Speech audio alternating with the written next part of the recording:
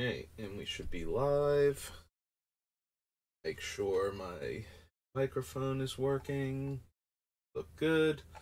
Alright, so yesterday I thought we were done selecting cards for Omnath, but I made a very, very critical oversight when you think about it. I did not actually go over March of the Machines or its commander sets. Well, commander decks, one set, to choose cards for Omnath, and I was waiting to do Omnath specifically so I could see all of the cards from March of the Machines, because I was expecting a lot more. I originally thought Omnath had to be 3 colors, not 3 colored mana symbols, so yeah, we did not actually do did not do March of the Machines yet for Omnath. So we have the full visual spoiler and the full commander visual spoiler, and we're going to go over those and see if there are any more cards we want to add to them. I don't think we need any of those, though. 2 counters and makes it an angel and gets back all my 3 or less, which is not a lot of my deck. Like, a lot of my deck is very expensive bomby things, so I don't think we need Archangel Elspeth. To a player battle, transform up to 1 incubator token. Yeah, I don't think we need any of that. Valkyrie, no. Enters the battlefield, exile up to 1 target creature or artifact, return to the battlefield under its owner's control. No. Double strike. Knight token. Top 6 cards of your library. Reveal up to 2 creature cards with mana value X or less from among them, where X is the number of creatures that convoke Knight Errant of Eos. Nope. We're not casting a ton of Phyrexian spells, so Censor's not strong. Don't need the Exarch, I don't think. Yeah, I don't think we need any of the Incubate tokens or Incubate makers, because it's not anything close to what Omnath's trying to do. Unless it has a really good ability otherwise and happens to incubate, I don't think we need it. No, and that thing. No. Chrome host. Complete the Circuit is funny. If we could possibly get it and one of the better copyable ultimatums off, but at 6 mana, we don't make a ton of creatures. We make like 1 big creature a lot of the time, or a couple big creatures, so it's really hard to convoke this thing for a reasonable amount of mana, so I don't think so.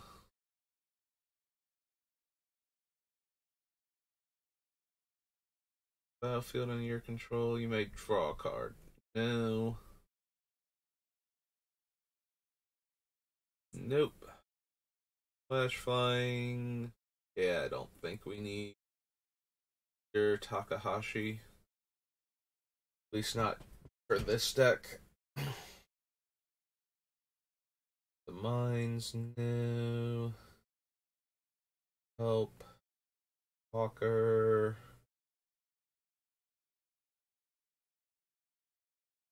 Graveyard into my library. Nah, I think I would rather just have something else that shuffles cards in if I wanted that effect. Don't need champion. No. No. Oh, it has 8 or more cards in the graveyard. Choose both. Copy target spell and create a token that's a copy of target creature.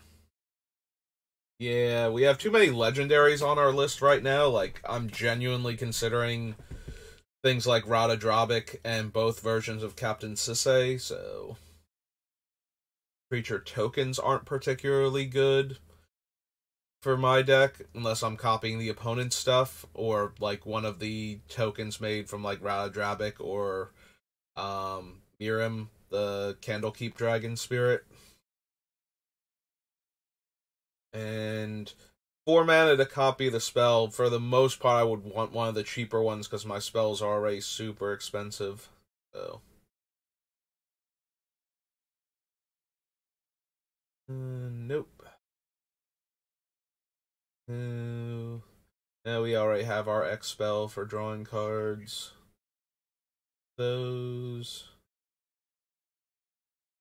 Player, battle, return target creature card from a graveyard to the battlefield.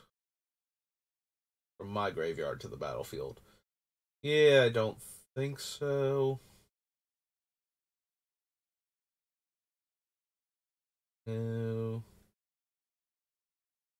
Each player mills 10. For each player, choose a creature or planeswalker card in that player's graveyard. Put those cards onto the battlefield. Under your control, then each creature you control becomes a Phyrexian.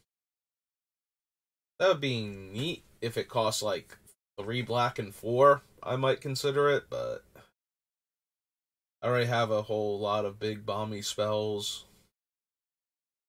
that actually work with our commander, so I do not need Vision.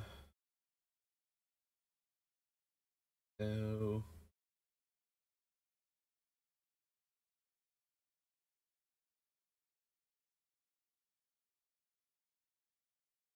Nope.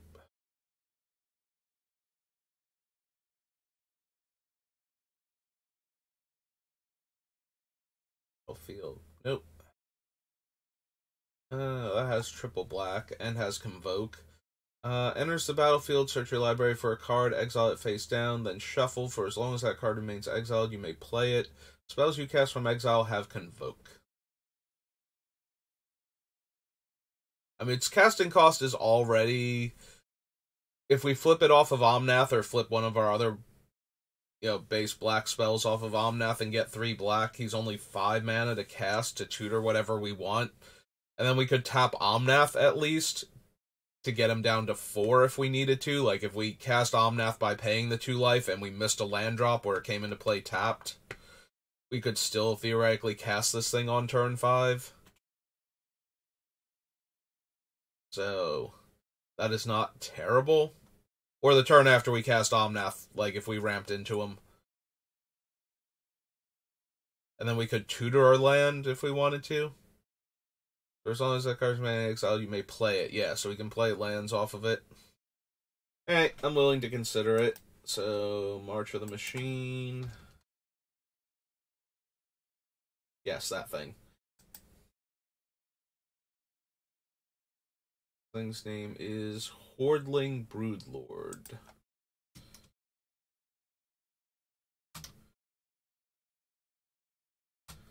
It's 5, 1, 2, 3. Just a dragon. I can't see you. Dragon 7/6.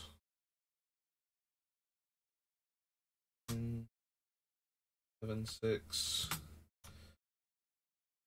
Yeah, we're gonna have to put the game text on though, because this is gonna be the last part of the selection. So, TB, tutor a card, exile it, play it, and my... Is it spells cast from exile only? Yeah. Spells cast from exile have Convoke.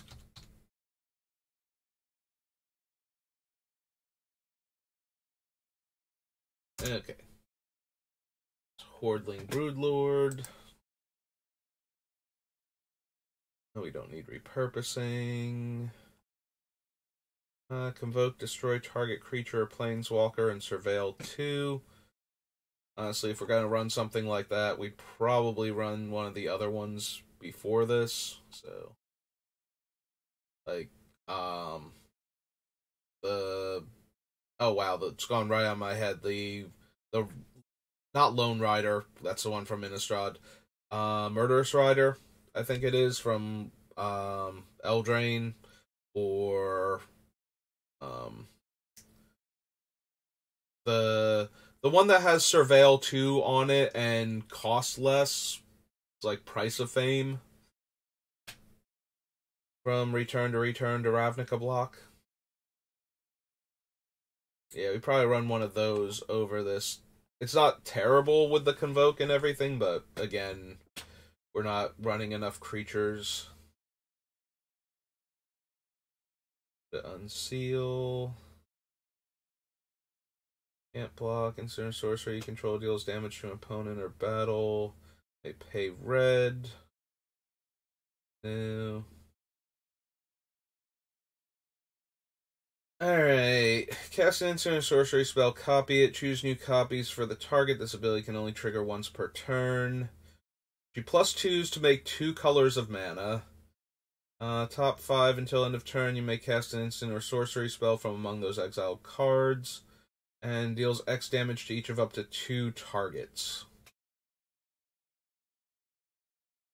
She's definitely fine in this deck. Like, again, the ability to copy something big and flashy like the ultimatums or something is fun. Also copying the Storm King card from Battle for Baldur's Gate. If I cast it for big enough X and then can still cast one of my other spells is hilarious. Like, okay, I copy my next spell X times, now I copy it 2X times, and then I cast that spell, and now I've got like 15 copies of Cruel Ultimatum all waiting to resolve. So that's neat.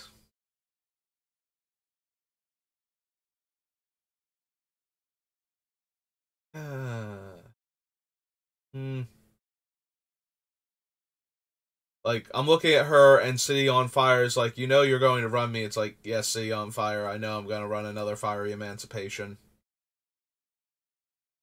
Because I have a bunch of things that deal damage, and I would love to deal triple damage.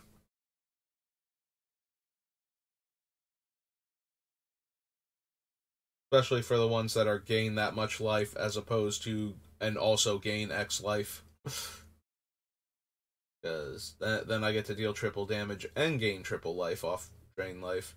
I think Exsanguinate and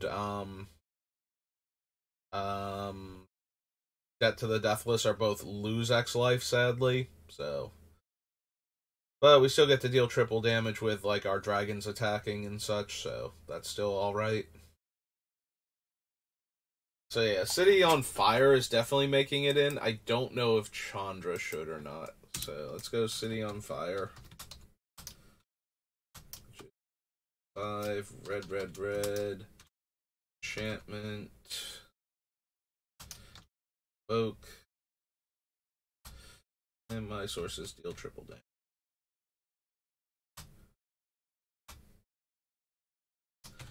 So yeah, that one we want to consider. Again, if Chandra had like triple red and 3 as our casting cost, I wouldn't even be going back and forth on this. She'd be an auto include, or at least the consideration for the deck. I guess if I'm going to spend this much time thinking about her, I kind of have to. City should be below Hordling. Actually, no, because I'm doing them alphabetically, right? So, yeah, never mind. It should be up here.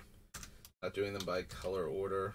So, Chandra goes before City, because H comes before I. Listen, I don't care which of the ways we do it, but we have to do it consistently, hope speaking.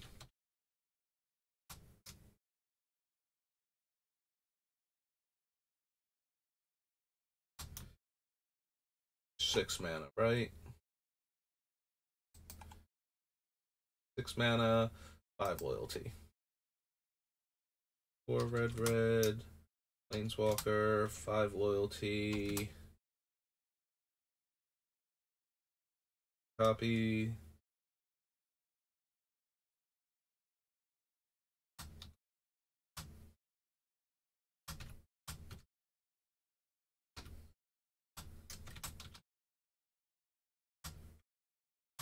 Yeah, I don't know why she's worded as once per turn.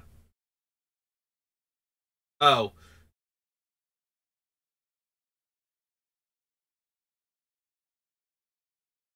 Huh. Are you allowed to not copy the first one you cast? Specifically?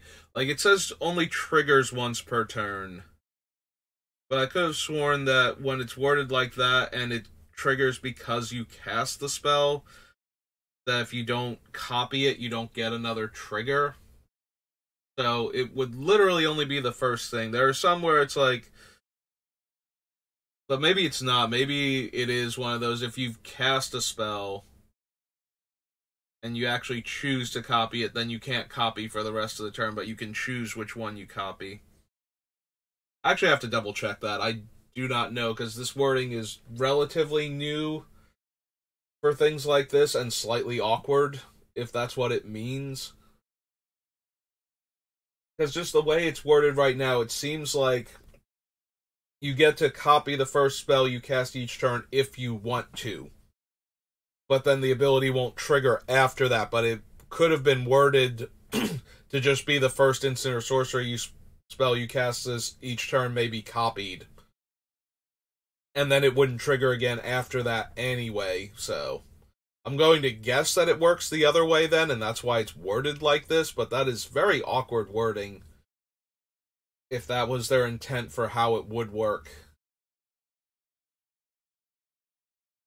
Like, it should almost be, if you haven't used this ability to copy an instant or sorcery, you may. If you haven't used it this turn, you may. So that way, you keep getting it until you decide you want to until you want to copy the spell, but... Alright, so +2 mana of any color.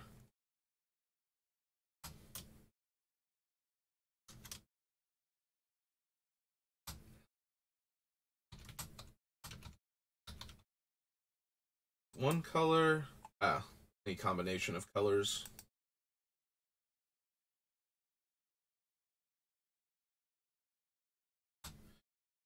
And +1.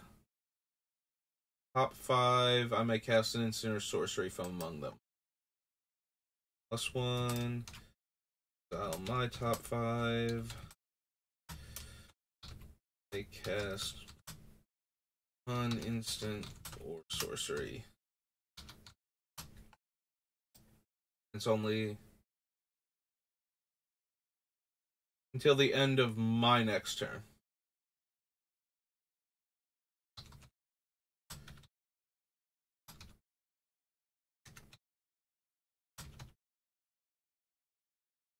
And it's -X. Deal X to each of up to 2. Alright, that is Chandra.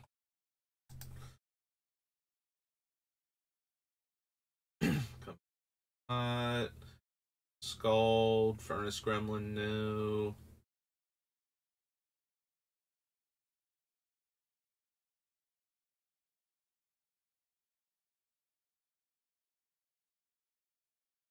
All of these, 5 damage to target creature, planeswalker battle, top X cards, based on damage. That.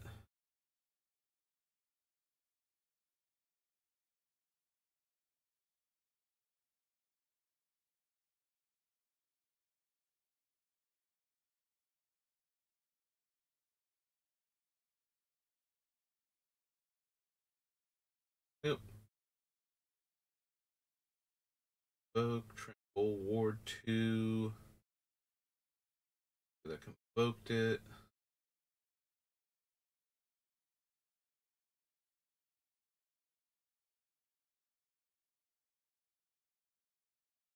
I will say Atrax's Fall is very versatile. Like, already artifact creature or artifact enchantment or creature with flying for 2 mana. The sorcery speed hurts it too much though. Yeah, if we had gotten a 2 mana Broken Wings that could also hit enchantments, or not also hit enchantments, also hit battles, that would have been a really cool thing for commander purposes. I don't think they could let that into standard though. Like, if they had put it in the commander set and made it an instant, probably consider it. Just for the versatility at that point.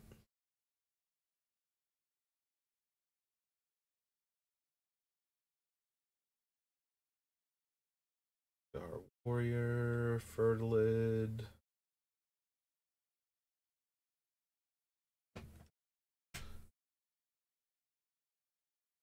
Dawn, Iridescent Blade Master, the Ozolith.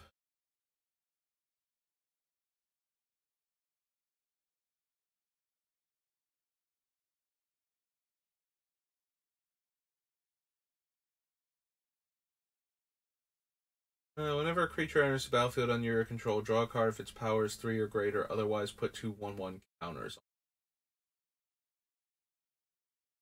We already have cards similar to this effect.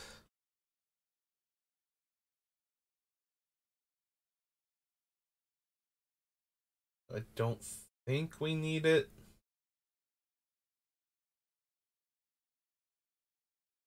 Lands you control have tap, add 1 mana of any color. Her +1 though isn't doing much for me. Like, it doesn't even untap the land that it targets, so that's not great with how our deck already has a ton of comes into play tap lands. Put a permanent card from among the milled cards into your hand. And you may play lands and cast permanent spells from your graveyard. Yeah, I don't think we need Renin, World Breaker, Realm Breaker. Alright. Instant or sorcery, each turn you may cast a spell with lesser mana value that shares a card type with it from your hand without paying its mana cost. If you don't create Ragavan, it's a 2/1 legend and it gains haste until end of turn. I don't think we need that. Borborygmos and Fibblethip. Here's a battlefield or attacks, draw a card, then you may discard any number of lands. When you discard 1 or more cards this way, deals twice that much damage to target creature. Into its owner's library, 3rd from the top.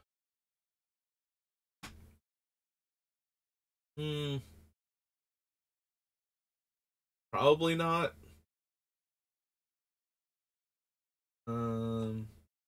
Trample enters with 2 counters. Yeah, we don't put counters on things. We don't go out of our way to do so. Have 1 or fewer cards in your hand. Has Vigilance and Haste. So that's unlikely to happen with our deck and all of the cards that we have access to. Look at the top 6 cards of your library. Exile a legendary creature card from among them. Put the rest on the bottom in a random order. Till end of turn, you may cast the exile card without paying its mana cost. That, on the other hand, since it's specifically a legendary creature that we get to cast for free, and given how many legendary creatures we have on the deck list already, and the fact that this thing can trigger our commander to get the mana, yeah, we might actually want Dejaru and Hazoret, or at least to consider them. Dejaru and Omnath. They are 2 red, red, white.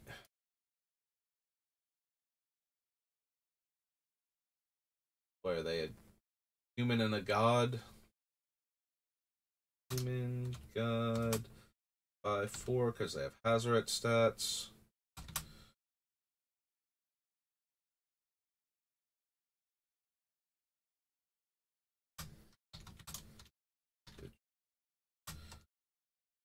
I have 4 less cards in here.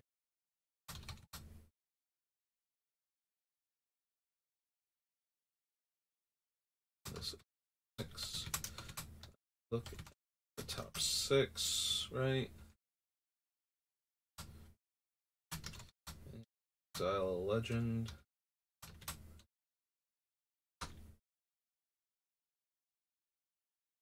Legendary creature specifically. So no exiling like planeswalkers or whatnot.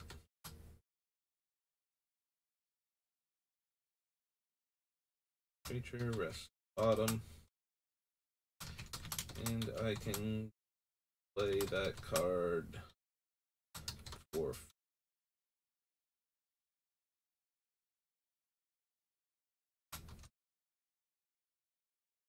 Okay. That was Jeru and Hazret. I also think I probably want to consider Drana and Linvala.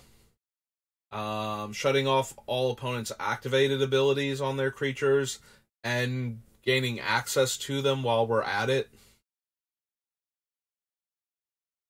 So, yeah, probably want to consider Drana and Linvala also. 1 N or 2 for Drana? 1 N. Drana and... Our white, or I'm sorry, 1 white, black, Joel, Vampire, and their stats are 3/4 flying vigilance, 4 fly vigilance.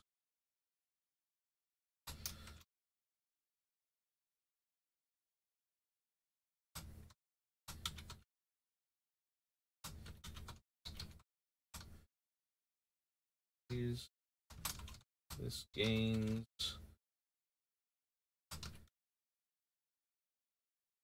activated ability of OP creatures and can spend as anywhere to activate.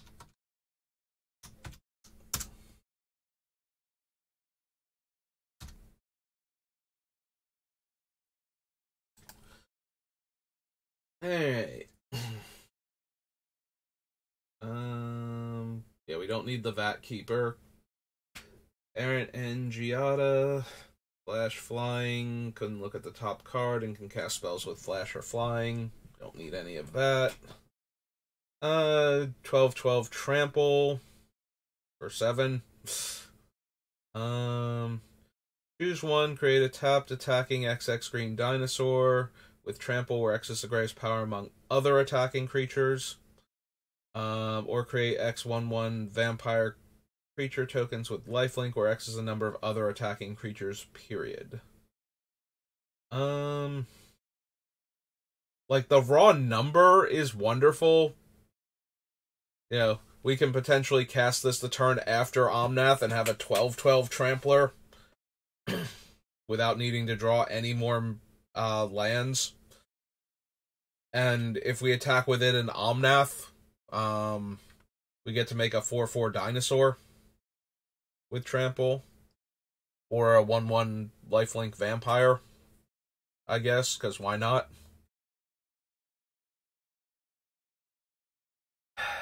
That being said, we have a lot of big dumb creatures already, and while this has great stats, it's still ultimately a big dumb creature, and I don't think we need any more of those.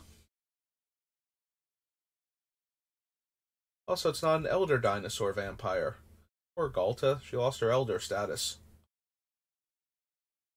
Like, the Kroxa and Karanos got to keep their Elder Giant status. I don't see why we couldn't be nice and let Galta keep her Elder status. That seems unfair. How young is Mavrin that he can't be considered an Elder? That he can't have Elder on the type line of the card? Things I think about that have absolutely no bearing on anything. Yeah, we don't need Glissa. I don't think we need Halo Forager because I'm not bothering to run Snapcaster, so kind of silly. Hidetsugu and Kairi enter the battlefield, draw 3 cards, and put 2 cards from our hand back on top. When it dies, exile the top card of your library. Target opponent loses life equal to its mana value. If it's an instant or sorcery, you may cast it without paying its mana cost. I'm gonna go with no. The one-shot Brainstorm is fine, because it sets up our next turn. If we we would have to have randomly hit them. Like we can't have set it up with soothsaying or Sensei's Top or anything, because otherwise we would have just put the thing that we actually wanted for that, like for them to run into later on, and that also means having to have one of those cards out to control what the top card of our deck is later, so that we actually hit the thing that we want, and that's a whole lot of hoops to jump through when this isn't particularly, like, the only upside to it is a dragon, and therefore works with Tiamat and Miriam, along with being a legendary creature, so it works with the other things that we have, like the Siseis and such.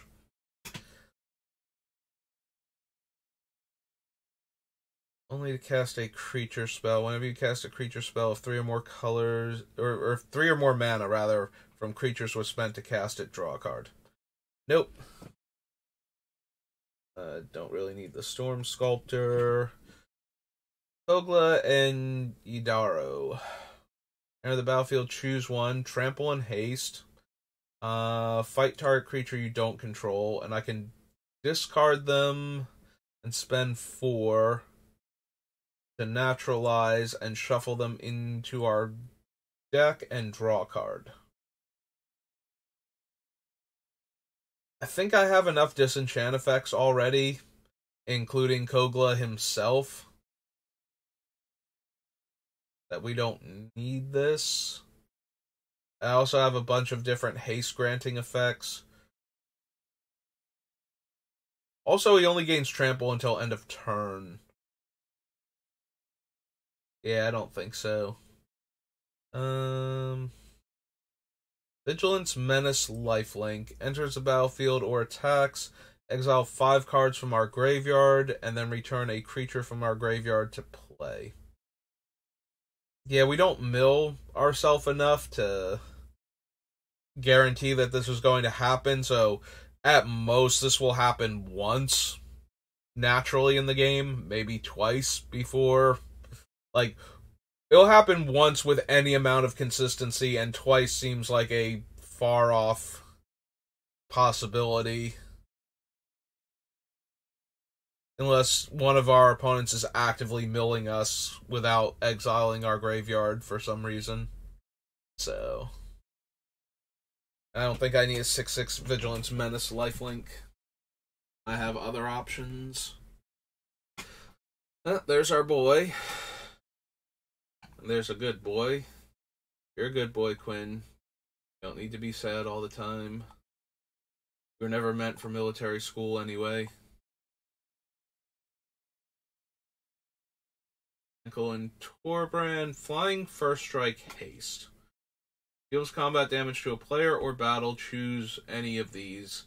Everybody makes a treasure. Everybody sacks a creature. The source would deal damage to a player or battle this turn. It deals that much damage plus 2 instead. Meh. Don't need Perfection. Rager. First Strike, Death Touch. Play an additional land. Creatures in non-basic lands your opponents control enter the battlefield tapped. Overthaling the Gitrog attack. Sacrifice a creature or land, then draw a card. Notably, the sacrifice is not optional on these two, so, and we do not have a ton of creatures to work with, which means that this thing would be eating our lands, so I'm inclined to say no. Like, the rest of it is a good card, that last little bit being mandatory, not what is best for us. Don't need an 18/6. If I didn't need a 12/12 that was making other creatures, I don't need an 18/6. That's a bit excessive. Whenever you draw your second card each turn, opponent loses 2 life and I gain 2 life. Sacrifice another creature, draw a card, then put a land from our hand onto the battlefield tapped. We have 8 or more lands. We repeat this process once. Nope. Again, don't have enough creatures to feed to them. Flying Haste has hexproof as long as it entered this turn. Whenever one or more dragons you control deal combat damage to a player or battle, look at the top 3 cards of your library, put one of them into your hand and the rest on the bottom. You may return one of those dragons to owner's hand. Yeah, I kind of want to seriously consider Zurgo and Ojutai. Not only do they work between the dragon and the legendary status with the cards that we've selected, but it also works surprisingly well with, like, Miram specifically, creating non-legendary copies of this that will stay in play and can attack that turn also. So we can bounce Zurgo and Ojutai, and after hitting them with both of them and getting 2 cards, and then recast Zurgo and Ojutai next turn and get another copy, and so on. And having Zurgo and Ojutai in our hand gives us a little extra wrath protection. We do have to keep casting them after, like, we might be able to get them for basically 2 mana off of our commander the first time. After that, we have to keep investing 5 every turn, but I still think I want to consider them. So this is Zurgo and Ojutai. They were 5 mana, so they're 2 in red. Dragon. Orc. Huh. I'm pretty sure Zurgo is also, or not Zurgo, wow. I'm pretty sure Ojutai is also considered an Elder Dragon by the time of Dragons of Tarkir, so she also lost her Elder status. Honestly, I cannot remember with the dragons from Khans. 4/4, thank you. Fly, haste, hexproof, the turn it came into play.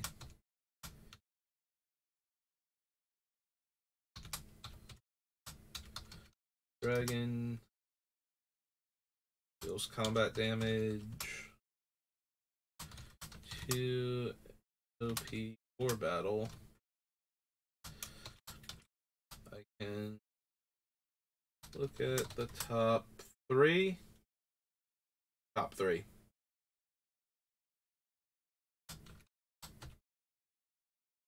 One to hand, rest to the bottom.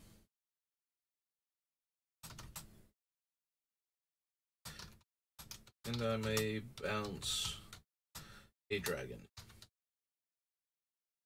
My dragon.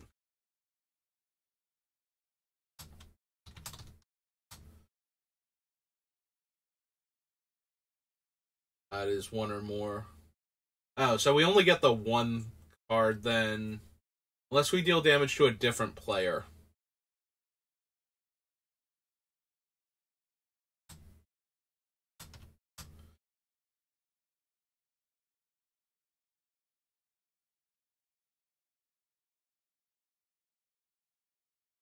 Dragons. Yeah, so I would have to deal damage to different players to get this to trigger, because if both dragons hit the same player, I only get to do the pseudo impulse. I forget what the card was called. I think it's Anticipation. I get to do that once.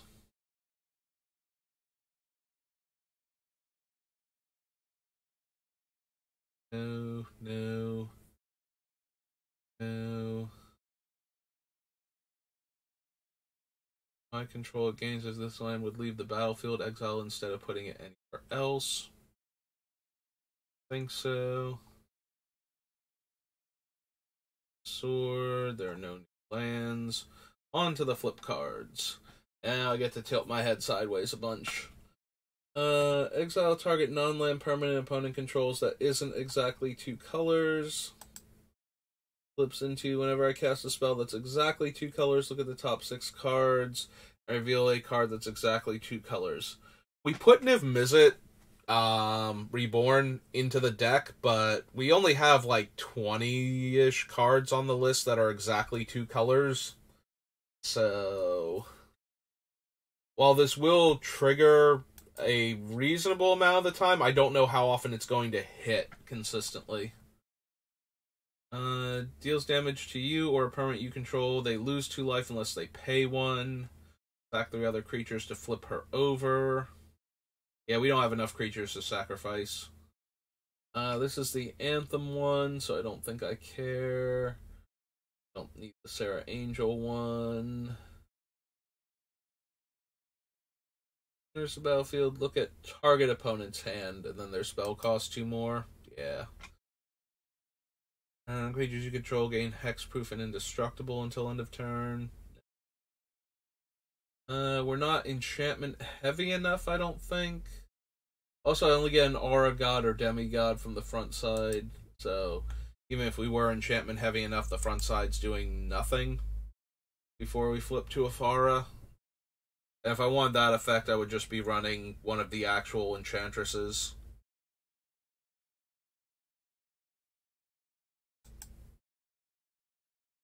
No. Nope. Token copy of itself. So 1/2 turns into 4/3 Trampler. Defender. Exile the top card of our library until end of turn. Until the end of the next turn, I may play a card. Enters the battlefield. Search your library, graveyard, and/or outside the game for an instant or sorcery card. Reveal it and put it into your hand. If you search your library this way, shuffle. Whenever you cast an instant or sorcery spell from your hand, you may copy that spell and you may choose new targets. This thing is 7 damage to flip. Ugh.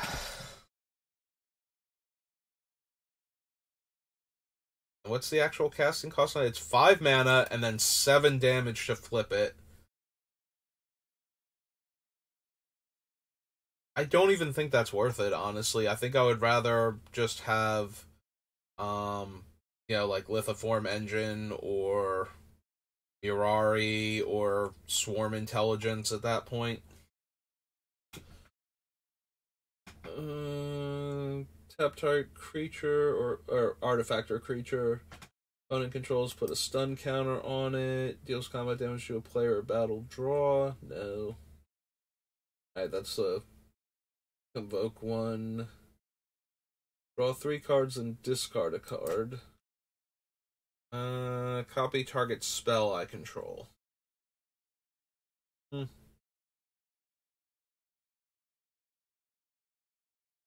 Yeah, I don't think we need Jin-Gitaxias. We already have an entire deck built around him, and well, we certainly do get more options. We don't draw quite enough cards consistently, like actually draw enough cards to guarantee getting to the 7 to flip him in the first place. So yeah, I don't think so. Blocked by a creature, no. Cast a legendary spell, untap her, tap, draw, and discard. 6 mana, transform her. 5/5 trample. Source deals damage to Rona. That source's controller exiles a card from their hand at random. If it's a land, I can put it onto the battlefield. Otherwise, I might cast it without paying its mana cost. Would almost be interesting to be able to damage our own Rona with all the big bomby spells we're running. As far as getting her into play and flipping her, she doesn't seem to be doing a ton for our deck.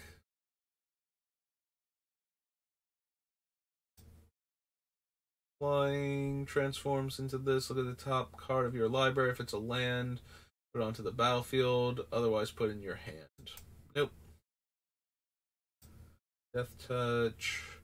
Combat damage to a player, battle, draw a card.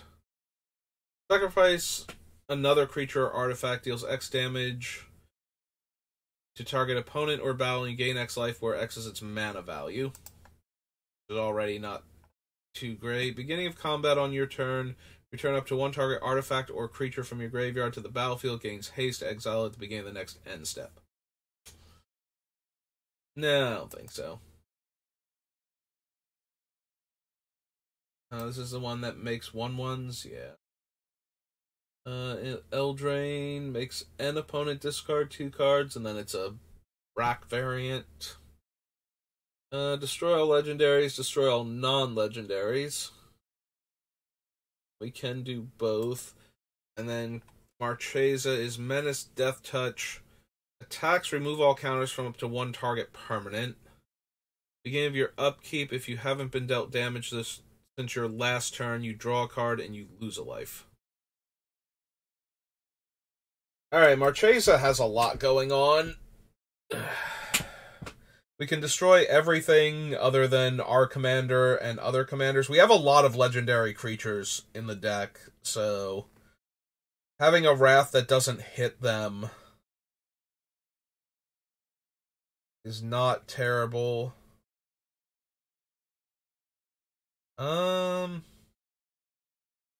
It is 6 mana.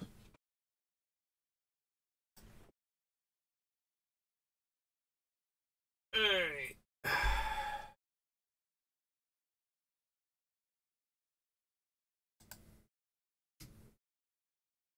Is Invasion of Fiora. How many?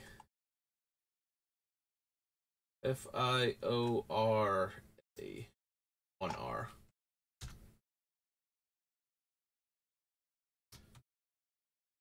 War black for a battle.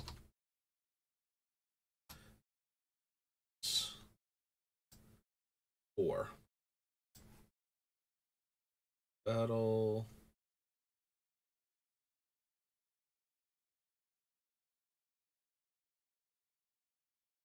Why are we on? Why were we on Omnath's line of text? Battle. ETB, choose one or both.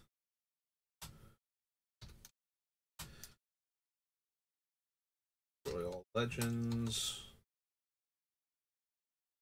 Legendary creatures.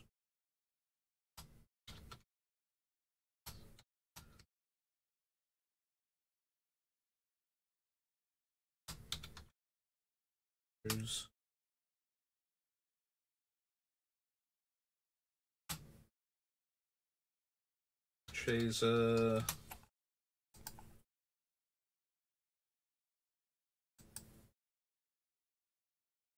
Monarch.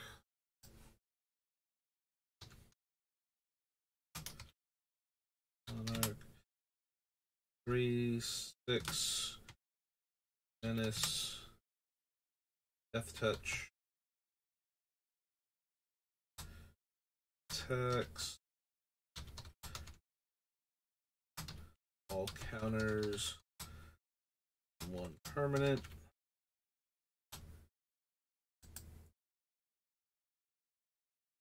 Beginning of your upkeep if you haven't been dealt damage.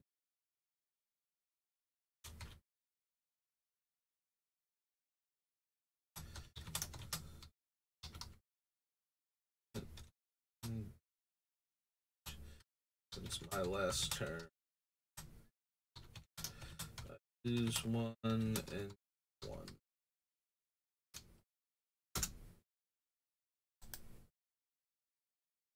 Combat damage.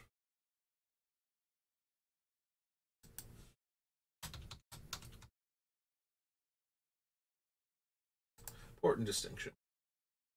Alright. Innistrad. When it's a battlefield, target creature opponent controls gets -13, -13. Makes 2 zombie tokens. Sell target card from a graveyard. If it was a creature card, make a zombie. Oh. When it's a battlefield, it deals 3 damage to any other target, and you gain 3 life. Whenever a creature an opponent controls dies, put a 1/1 counter on Grandmother Sangir, and you gain. There's the battlefield. Each player mills 3. Transforms. Put target permanent card with mana value 2 or less from a graveyard onto the battlefield. Alright. Sholdred. Each opponent sacrifices a non-token creature or planeswalker. Only if a sorcerer... Oh, only if an opponent has 8 or more cards in their graveyard. Okay. So ETBs, each opponent sacks a non-token creature or planeswalker. For each opponent, destroy up to 1 target creature or planeswalker that player controls. Each opponent discards 3 cards, then mills 3 cards. Put all creature cards from all graveyards onto the battlefield under my control. Exile the true scripture. Back to Sholdred again. Where they will have to sacrifice another non-token creature or planeswalker. Tempting, but we don't naturally mill our opponents, so getting to the point where that's going to trigger consistently doesn't seem like it's going to happen. Alright, Atali enters the battlefield. Each player exiles cards from the top of their library till they exile a non-land card. I may cast any number of spells from among the non-lands exiled this way without paying their mana costs. Then it transforms into Blightsteel Colossus. Yeah, I don't think I need Blightsteel, and Atali just... Like, yes, it's a good effect, but again, it's not actually doing anything our deck cares about a lot, so... Like, we have a bunch of other things that will also let us cast our big bomby spells for free. A Flying Haste. Exile all cards from my hand, then draw that many cards until end of next turn. I may play the cards that I had exiled. Discard a land, deal 2 damage to any target. Discard a land, exile the top card of my library, and I may play that card this turn. Enters the battlefield, deals 3 damage to each creature and each planeswalker. Board pay 2 life. Whenever I cast a spell, deal 2 damage to each opponent. Enters the battlefield. You may discard a card if you do draw a card, and then we get the Spell Shaper Goblin. Regatha is 4 damage to another target battle or opponent, and 1 damage to up to 1 target creature. Prowess, non-creature source I control would deal damage to a creature, battle, or opponent. Deals that much damage plus 2. That's not really worth it. Invasion of Tarkir enters, reveal any number of dragon cards from my hand. When I do, invasion deals X plus 2 to any other target based on the number of cards revealed. And then the dragon is, when a dragon I control attacks, it deals 2 damage to any target. We have a fair number of dragons in the deck. Like, this is not an unreasonable card.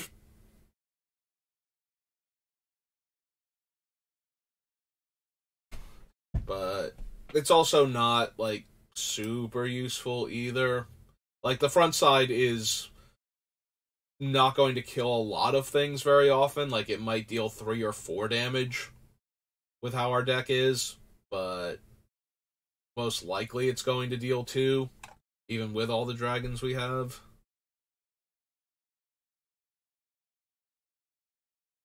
Because we are not super dragon focused. Like, it's not terrible, but again, if I start building more towards making this good, we get dangerously close to, this should just be an Ur-Dragon deck. I don't want to build a deck that should just be an Ur-Dragon deck. Trample, Ward 2, double prowess now. Dies, each opponent sacrifices an artifact or creature. Alright. Activate only as a sorcery and only if you cast 3 or more instants and or sorcery spells this turn. My spells are way too expensive for that. I know Aurabrass look crazy, but 3 damage to target opponent and each creature they control, 3 treasures, and then until end of turn you may cast instant sorcery spells from any graveyard. Yeah, this Aurabrass looks dumb, but this is not the deck for him. Transforms into a 7/5 menace. This thing is a 5/5 that can make other things 5/5s. Gives like -0, -X based on its power. Alright, Invasion of Ikoria enters the battlefield. Search your library and or graveyard for a non-human creature card with mana value X or less and put it onto the battlefield. If you search your library this way, shuffle. Okay, and the backside is... for each non-human creature you control, you may have that creature assign its combat damage as though it weren't blocked, and it's an 8/8.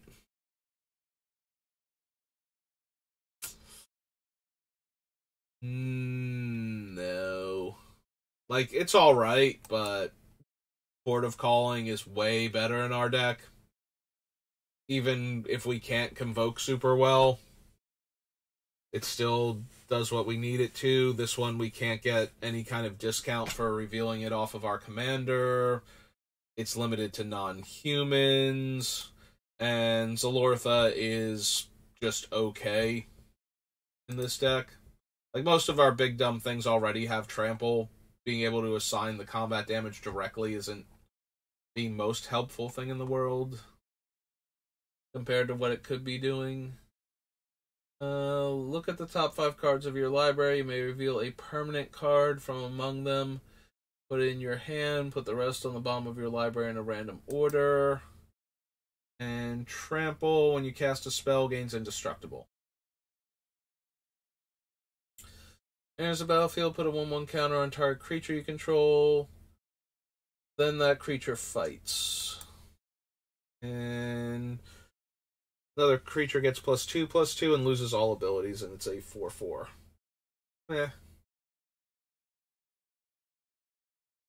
Turn up to 3 target permanent cards from your graveyard to your hand. At the beginning of your upkeep, you may put a permanent card from your hand onto the battlefield. Zendikar is basic lands, yeah. So no to Zendikar. Alright, Polykranos. 4/5 reach. And then flips into a reach lifelink Wormcoil Engine. Because we're not going to have any other Hydras, I don't think, so. For 2 forest cards, reveal them and put them in your hand, then shuffle. And then it's just 8 mana to transform him. Okay. Mill 10 cards. Put up to 2 creature cards from among the milled cards onto the battlefield. 7 1/1 counters. Until end of turn, creatures you control gain 1. This creature fights target creature you don't control. And then it flips back into him. It's alright. It's not amazing for what we're doing. I don't think we need him either. Alright. Exile cards from the top of your library until you exile 2 non-lands with mana value 4 or less. You may cast one of those 2 cards without paying its mana cost. Put one of them into your hand, then put the other cards exiled this way on the bottom of your library in a random order. Alright, so we cascade into 2 different 4-drops. One we get to cast for free, one goes to our hand. Then we get to cast a sorcery. Target player draws 2 cards, put an artifact card from my hand onto the battlefield, create a token that's a copy of a permanent I control, distribute 3 1/1 counters among up to 3 creatures I control, and destroy target permanent an opponent controls. All good, but not amazing. Like, also, a lot of my spells are very expensive. Actually hitting 5-drops or less, or 4-drops or less off of this spell isn't going to be that impressive. We're going to be hitting like mana rocks and such, and we just spent all 5 colors of mana to do this, so yeah, I don't think so. Tempting, but no. Just because it's a cool 5-color spell. Enters the battlefield, each player mills 3 cards, then each opponent discards a card, and I draw a card. And then we get to copy a thing in a graveyard, except it's a 4/4 zombie. Enters the battlefield, target player sacks a creature or planeswalker and loses 1 life. 2/1 menace that gets +1/+1 counters, no. Discard a card to draw a card, and I make a treasure. There's the battlefield, discard a card, search my library for a land or battle. Well, so far we have one battle. And that's it. And then this flips into the vehicle. No. Flips into the 2 token creatures. No. X is the number of lands I control. It destroys the non-elf. Power and toughness equal number of lands. Nope. Invasion of Moag enters the battlefield. Put a 1/1 counter on each of my creatures. And there's this thing. No. New Capenna. Enters the battlefield. Sacrifice an artifact or creature. When I do, exile target artifact or creature an opponent controls. Probably not. And then an equipment too, so no. Alright. There's a battlefield. Create X 2/2 white and blue knight creature tokens with vigilance. And flips into Teferi, who is draw 2, discard 2 unless I discard a creature. Knights I control get +1 power and have ward. And tap X creatures I control, then shuffle target non-land permanent opponent controls with mana value X or less into their library.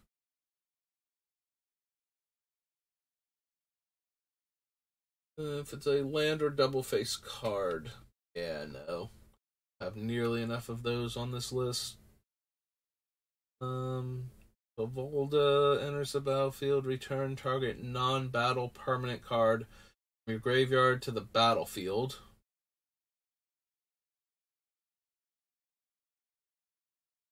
So it's an 8 of the Obsidian that can't get battles. Creature tokens you control get +1 and have lifelink, and beginning my end step, create a 1/1 flying spirit. Xerix is the bounce spell that turns into a knight, power and toughness number of creatures I control. Nope. Oops. Didn't need to do that because we have the other one over here. Alright. Backup 1. Whenever this creature attacks, double the number of 1/1 counters on target creature. That creature can't be blocked. Yeah, we're not a 1/1 counters matters deck. Phyrexian creature or artifact creature incubate X. No. End step. If a Phyrexian died under your control this turn, proliferate. Artifact creatures I control have trample. In my end step, create a 0/0 red gremlin artifact creature token. Put X 1/1 counters on where X is the number of differently named artifact tokens I have. Nope. Convoke Flying Vigilance Haste.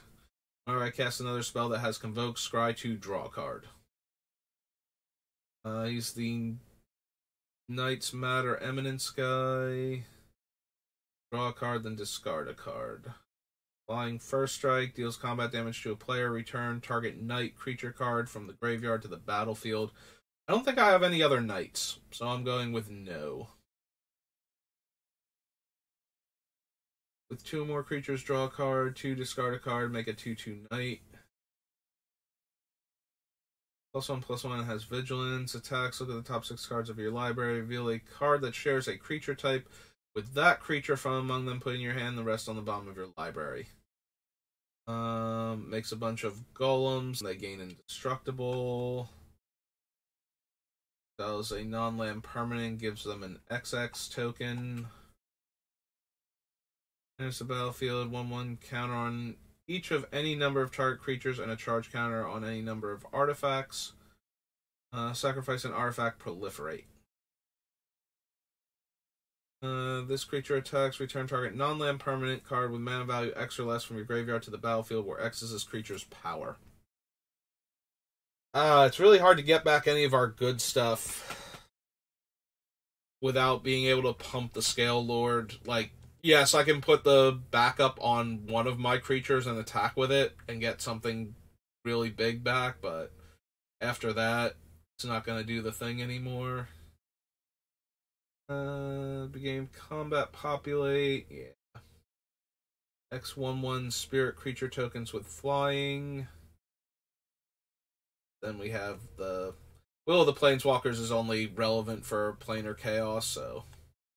Or not planar chaos, plane Plane shift? Plane shift. You control attack. No, because we're not running enough Phyrexians.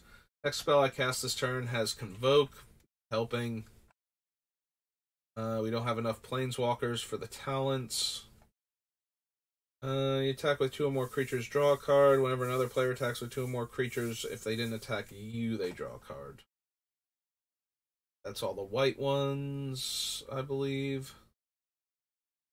Yeah, because the talent and the other thing are the not in the commander deck ones. Go down to blue. Can't be blocked except by vehicles. Deals combat damage to a player. You may cast target instant or sorcery from that player's graveyard without paying its mana cost. And you exile it. Like, decently potent effect, but not what I'm trying to do with the deck, so. Also, we need another creature in order to crew it. Which, you know, might be our commander, but. Horsemanship. Other knights you control have horsemanship. Target player draws 4 cards. No. Combat damage to a player. Create a token that's a copy of target artifact that player controls.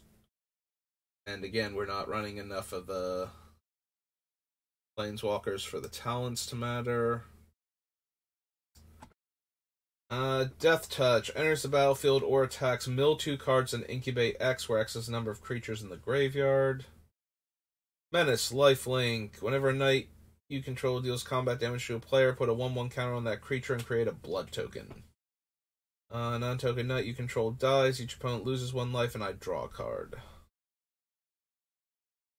Each player mills 2 cards. Then I may put a creature card from a graveyard onto the battlefield under my control. It's an artifact. Flying Trample. Skip your draw step. Whenever you play a land or cast a spell, you draw a card and you lose 1 life.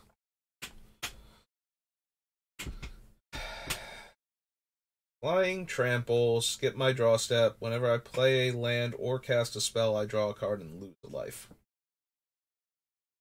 Nah, I don't think so.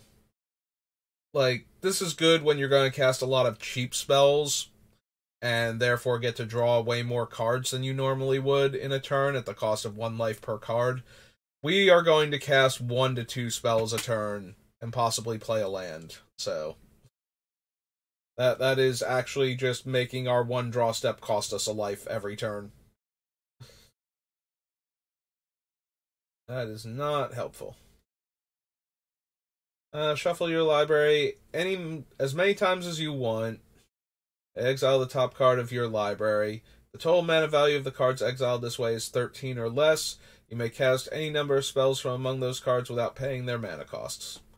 Unfortunately, we have a whole lot of 7s and higher, so we are way too likely to hit 2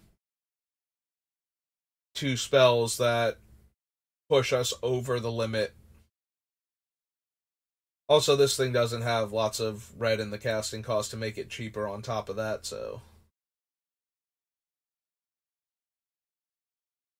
Dash, backup, double strike. Enters the battlefield under your control. Deal 1 damage to target opponent. Sacrifice 2 artifacts. Top card. You may play that card this turn. Yeah, we don't modify stuff. Cast their first spell each turn. They get a treasure. Artifact an opponent controls is put into a graveyard from the battlefield. Deal 1 damage. Nope. All the cards in your hand, add red for each card discarded this way, then draw that many +1. Would deal damage to a permanent, or player deals double that damage instead. And we don't need Rowan's talent either. Onward to green. Back up, trample. Creature deals combat damage to a player, put that many 1/1 counters on it. Backup 3, attacks, look at the top X cards, X is its power. Put a permanent card with mana value X or less from among them onto the battlefield, rest on the bottom in a random order. Nope. 2 basic lands, no. Trample, beginning of combat on your turn, bolster X. X is a number of differently named artifact tokens you control. Nope. And Vivian's talent. Okay. For my other multicolored options, besides the main commanders, Flying Ward 2, when they attack, you may pay X white, blue, black, and draw X cards. Beginning of each... Oh. Flying Ward 2. Right. For some reason, I thought they had lifelink. Do the vampire tokens they make have lifelink? Equal number of cards you've drawn this turn. Okay. I knew they had lifelink somewhere on them. I thought it was, like, the Sphinx and Vampire themselves, but...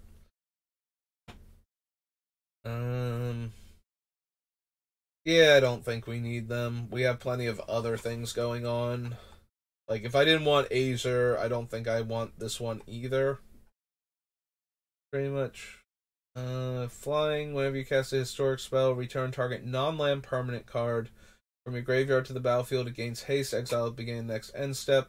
If it would leave the battlefield, exile instead of putting it anywhere else. First spell, during each of your turns, exile the top card of target opponent's library and create a treasure token. Then you may cast the exile card without paying its mana cost if it's a spell with mana value less than or equal to the number of artifacts I control. If I don't cast it this way... I may still cast it this turn. I don't think we need that. Like, we're getting a discount on our spells, but our spells are so expensive to begin with that it feels like I'm not going to be able to cast their spell also after already having cast my own, even with the discount. So I'm basically just exiling the top card of their deck and making a treasure token until I hit critical mass on treasures. You know, unless I have, like, Old Gnawbones or Dockside Extortionist out and have made a ton of treasures, I don't see Rashmi and Ragavan actually doing anything in our deck, other than annoying opponents and not actually accomplishing anything in the meantime. You know, the top card of their deck just keeps getting exiled and they don't get to keep it, and so if it was a good card that they wanted to draw, then they're frustrated, and if it wasn't, then they don't care, and we did nothing other than play a 2/4 and make a treasure. Like, I would not play a card that just said every time I cast a spell, make a treasure, so that's going to be what Rashmi and Ragavan do a decent amount of the time.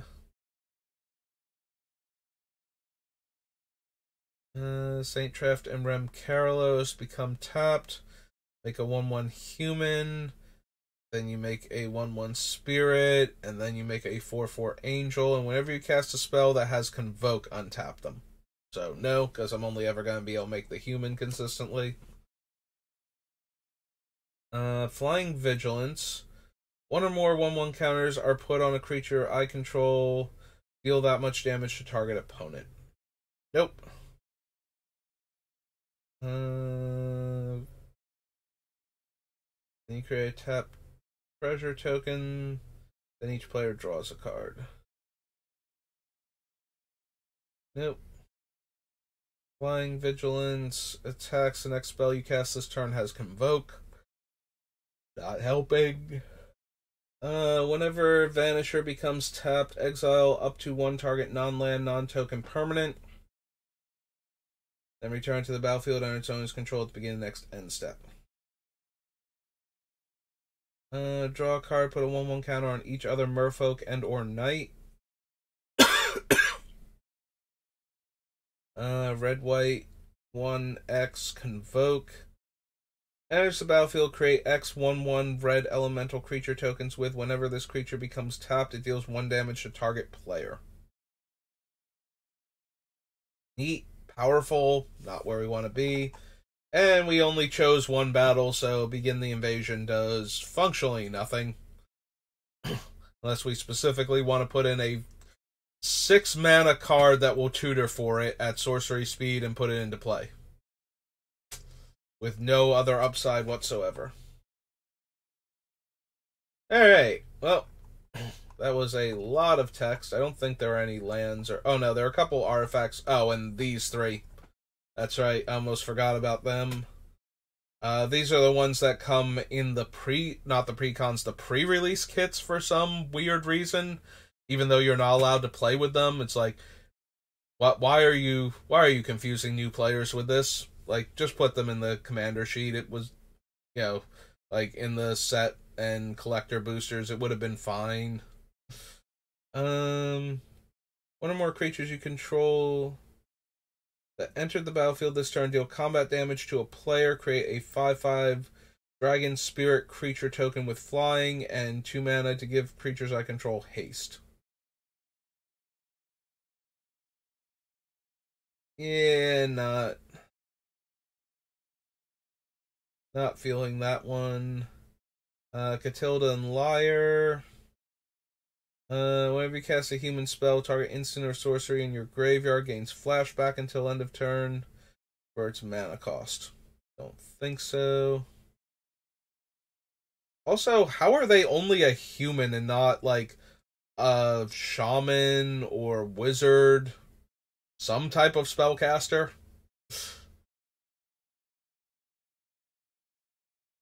Like, I forget if Liar is specifically a wizard, but I feel like between the two of them, they are some kind of spellcaster. They are not just a human.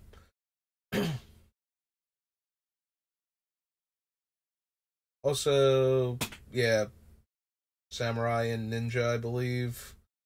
So they're kind of at odds. Like, neither one of them has a specific creature type, but I feel like Catilda and Liar should have been a human shaman or wizard or something other than just human. Enters the battlefield or attacks, make a Saproling, sacrifice a Saproling, return them and up to one other target creature card from your graveyard to the battlefield as a sorcery. Yeah, we don't have any other ways to make Saproling, so if they get wrathed away, we never get to return them. Alright. Attacks, you may search your library for a basic land. That's not helping. And the planar die. Yep, okay. That should be everybody. I don't think there were any fancy lands from this set.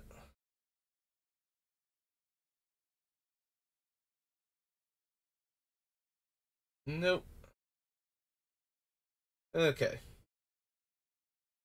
So if we pop back over here, we added 1, 2, 3, 4, 5, 6, 7 more cards. So that brings us up to 193. Alright. So those are our selections for Omnath Locus of all. And we need to cut 133 of them. Okay, so we can close out this and this, and we have Gather in case I need to double check anything. And I need a quick break, so I will be right back.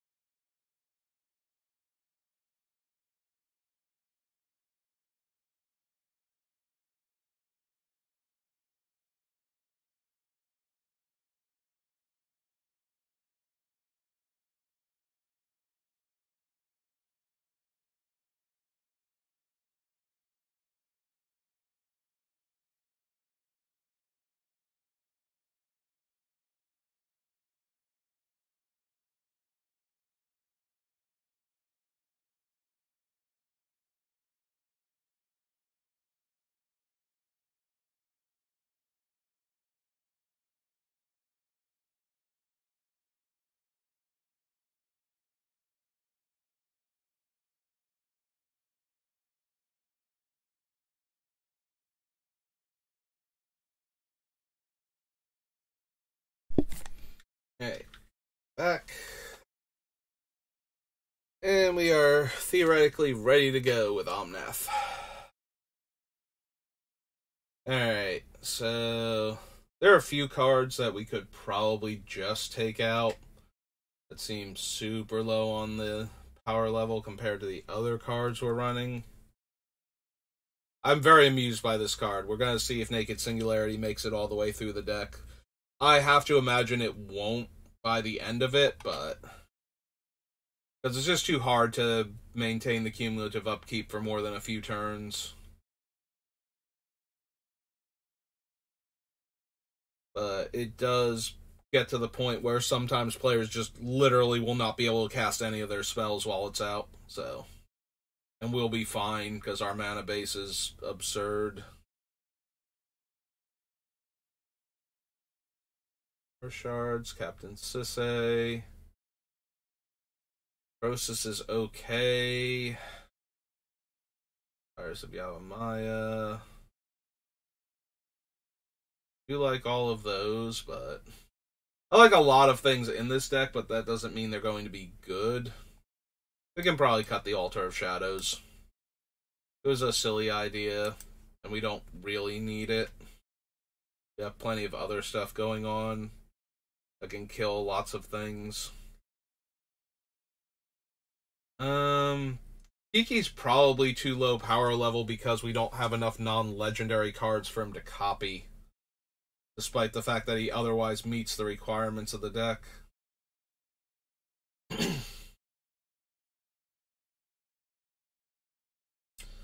And some of the things he can copy aren't... I mean, we do have... The problem is we do have Angel of Despair and the Archon from Theros that can blow up opponents' permanents. Like, they're all fine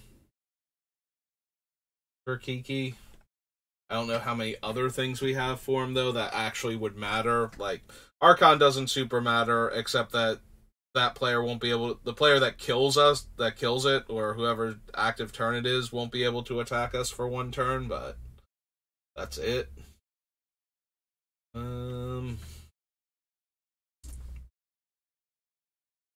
Probably cut the Helldozer. All it's doing is destroying non-basic lands.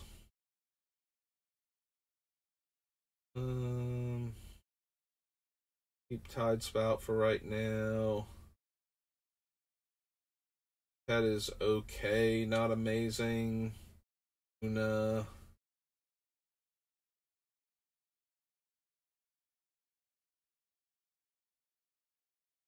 Ultimatum, Mael. Creature card into play and the rest on the bottom. Sphinx, Bolus. Arthas, Maelstrom Nexus. Maelstrom Nexus might not be necessary, but we can cast a lot of our spells for above the casting cost. Like, we have a whole lot of expensive things that we might be able to pseudo-ramp into, so...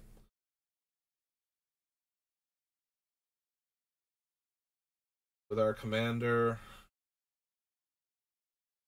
That's going to be the issue, though. Like, a lot of these spells are just generically powerful, and they work with our commander to become, like, any one of them flipped up off of the top costs 3 less mana than it says it does, and we'd already have at least 4 in play, so being able to cast 7+ mana spells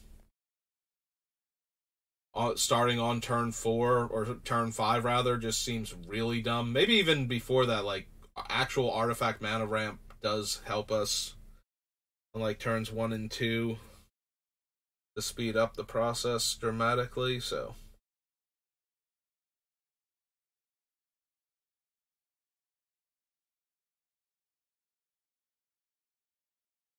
of Rage, Razaketh. Razaketh might go because we don't have other things to sacrifice. Joda might wind up going because we don't necessarily need him. Like, he does make our things cheaper to cast on top of that. Like, if we're allowed to play Wooburg for our spells, and Omnath adds 3 different colors, then we can cast our spell for 2 mana that turn, which opens up the door for casting another spell. Alright, we can probably cut Expansion, Explosion. Expansion is not particularly good in our deck, and Explosion is kind of whatever when we have, like, other spells that will let us draw X.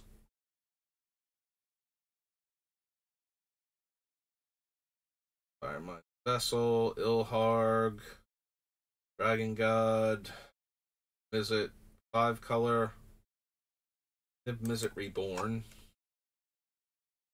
Does have a title. Growl Storm's Conduit, Faber Elder, The Great Henge. More ultimatums, like all of the ultimatums. Gantha is fine. Kogla. ETBs it fights, attacks it naturalizes, and don't. I think we probably have like 1 or 2 humans, but not many. Cat Nightmare Beast.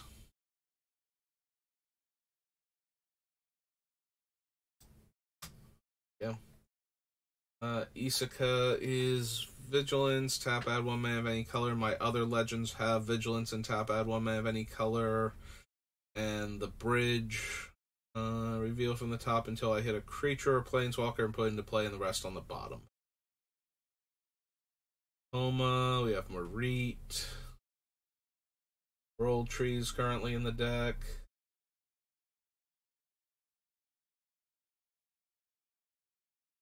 I don't know, like, Bard class seems so weak in the deck, but it still technically works. Like, we do have a bunch of multicolored legends that the red and green mana would get knocked off of them. Or at least, like, one of the two.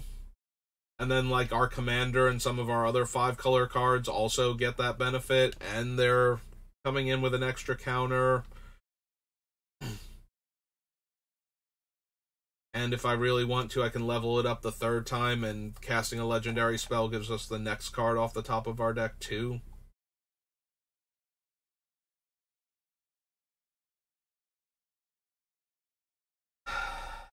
Probably won't need the Tarisk. Still tempting, though. Brilliant Restoration probably is going to wind up going. We have to see exactly how many artifacts and enchantments I want. And cut the March because I'd rather run the Finale.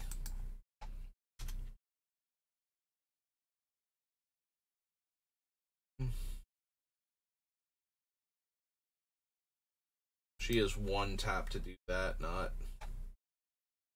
just tap, which is relevant because she doesn't tap for 3 mana, she taps for 2 mana total, like 2 extra mana.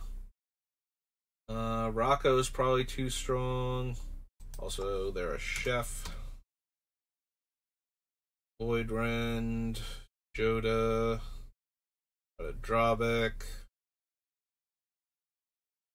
Yeah, we're running Atraxa. We probably want Norn, but that's not guaranteed. Kaya and the Eternal Wanderer. Chandra, City on Fire, Jeru, Ron Limbala, Hordling Broodlord, Invasion of Fiora, our commander, Zergo and Ojutai. Vengeful Archon. Vengeful Archon just seems kind of silly. Like, I put it on the list because it had the triple white and the casting cost, and we have the potential to have tons of mana floating to activate it with, but we have so much else going on in this deck. We do not need a card that's more silly and fun than it is good with what we're doing. Cavalier of Dawn, Kalia. Plenty of dragons for Kalia to find, and a few angels and demons too. Kefis, Rien, Yarok.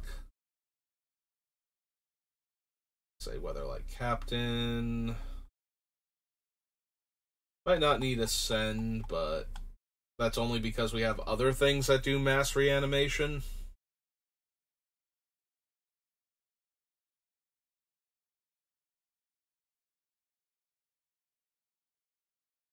The Vast, Idris, Dragon Engine.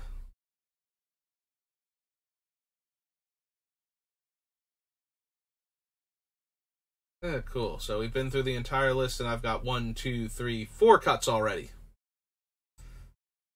Alright. Alright, seriously though, what are we gonna cut? Those so far are not anywhere near good enough. We need 129 cuts. So over half these cards have to go. And about half of them should be easy cuts at the end of the day.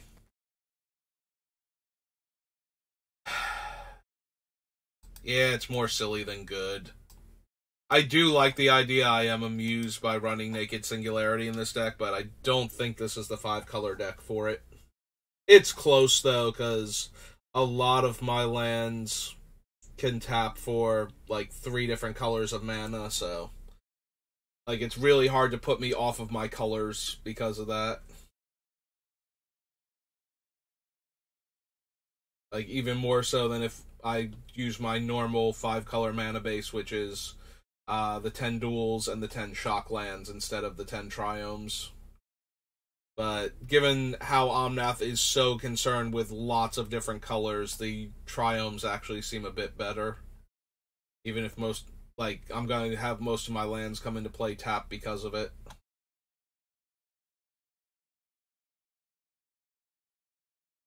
Shattering Pulse. Black Market. We already have enough mana coming from other things. I don't think we need Black Market either. Like, that was part of the reason for the Altar of Shadows, and I don't think that one's necessary. Yeah, Croesus is just worse. Nicol Bolas, so I think we can cut Croesus. We'll leave Blatant Thievery for now and Insurrection, because it basically wins us the game when it goes off.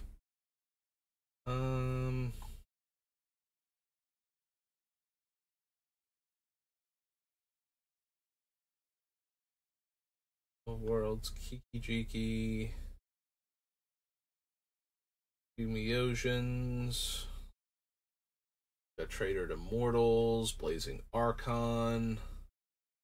Blazing Archon also might fall into the category of not as good as it is fun. Like, yay, nobody can attack me as long as this creature's in play. And then it dies, and everybody can attack me again. And Helldozer, similarly, is blowing up a bunch of lands if I have, especially if I have an excess of black mana, but, you know, I can just bounce lands with the Tidespout Tyrant, so that's fine. Don't necessarily need this dumb thing. I can also bounce other relevant stuff, like Helldozer is just there to make other players miserable for playing against me with a bunch of non-basic lands while I have this thing out, so that seems not the best. Like, if I want to make players absolutely miserable, I have other decks for that. Like, consistently miserable, where my only option is to make them miserable or not use the card that I put in the deck.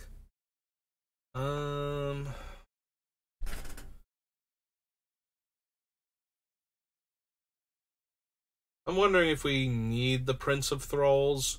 We do have some very brutal combos with him, especially Ruinous Ultimatum, where it's just like, oh, I'm going to blow up all of your stuff.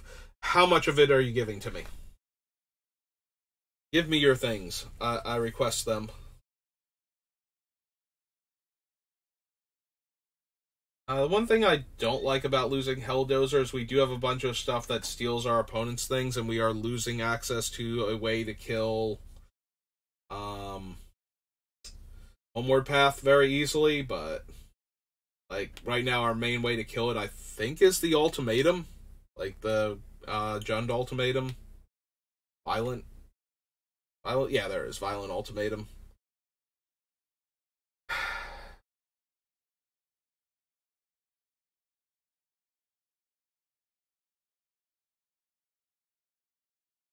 Steel Wind, Wargate.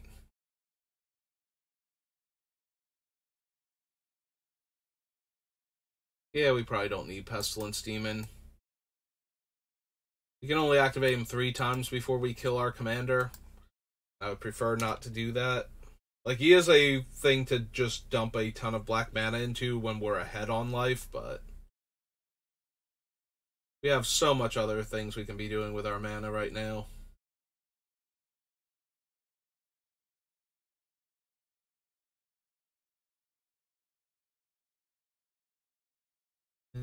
Sphinx Rev. Ashen Rider. Ashen Rider is the other Archon that I could not think of the name of. Yeah, we probably don't need Fated Return. That seems unnecessary. We have so much else going on. Temur Ascendancy, Villainous Wealth.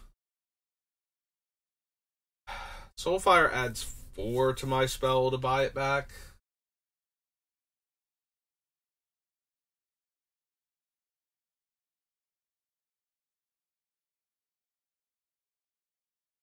Yeah, we can probably go ahead and get rid of her too.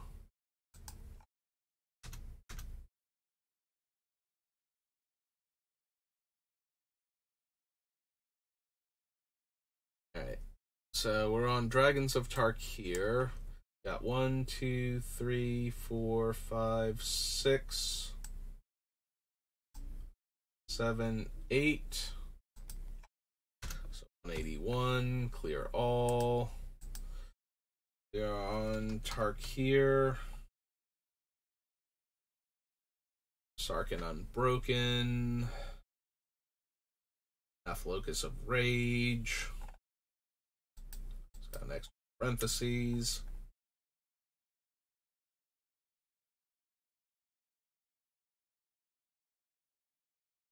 Yeah, we can cut Razaketh. We just don't have the bodies to lose to him for his ability. Zakama's just fun. I could probably cut Joda. We're good. Keep Visit for now, Bedevil. I mean, we can probably cut Electro Dominance.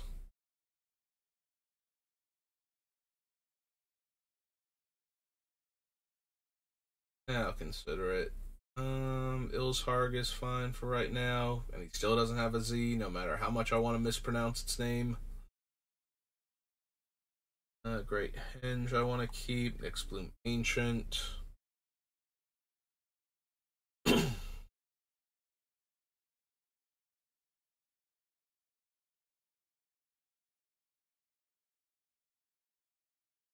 I have a bunch of other reanimate effects. I might not need Nethroi to mutate onto something.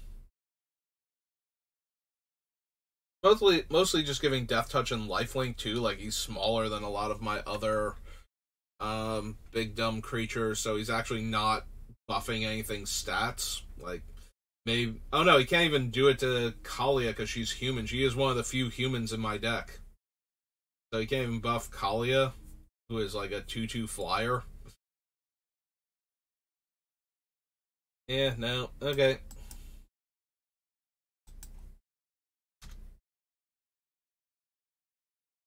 Isaka can probably stay. We have too many legendary things for Isaka to not stay in.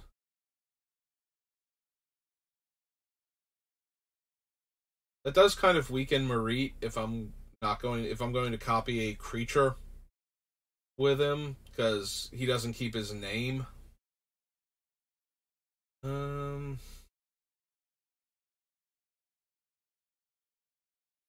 Rest. Old Gnawbones, the Terrask.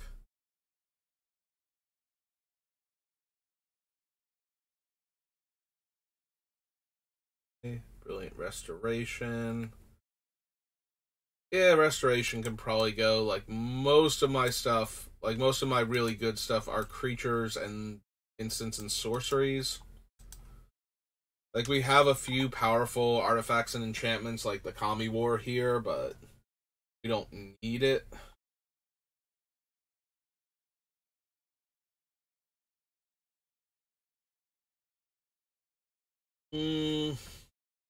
I suppose we keep this Joda, though, for a while. It's Coat of Arms for Legends, and when I cast a legendary spell from my hand, it gains Cascade functionally, but only into other legendary spells.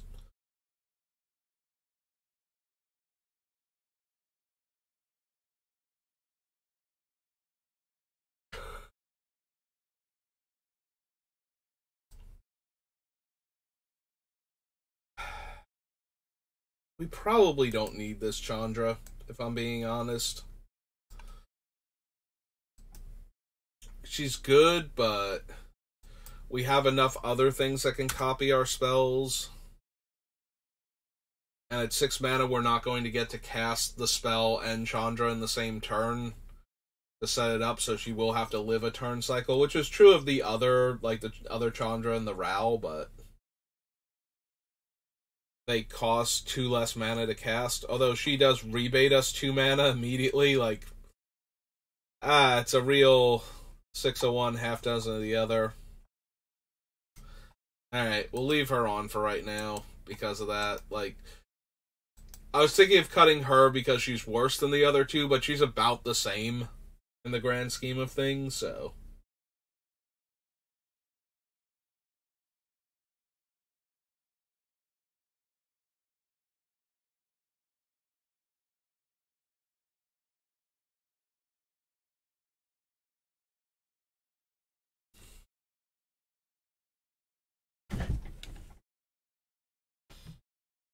Yeah, we want to keep all of those for right now. Firebrand. I have a lot of big creatures. Garrett can potentially just be, like, literally 2 mana, draw 5 or 6 cards. Like, that is not an unreasonable thing to expect him to do at sorcery speed. I think I'm okay with that.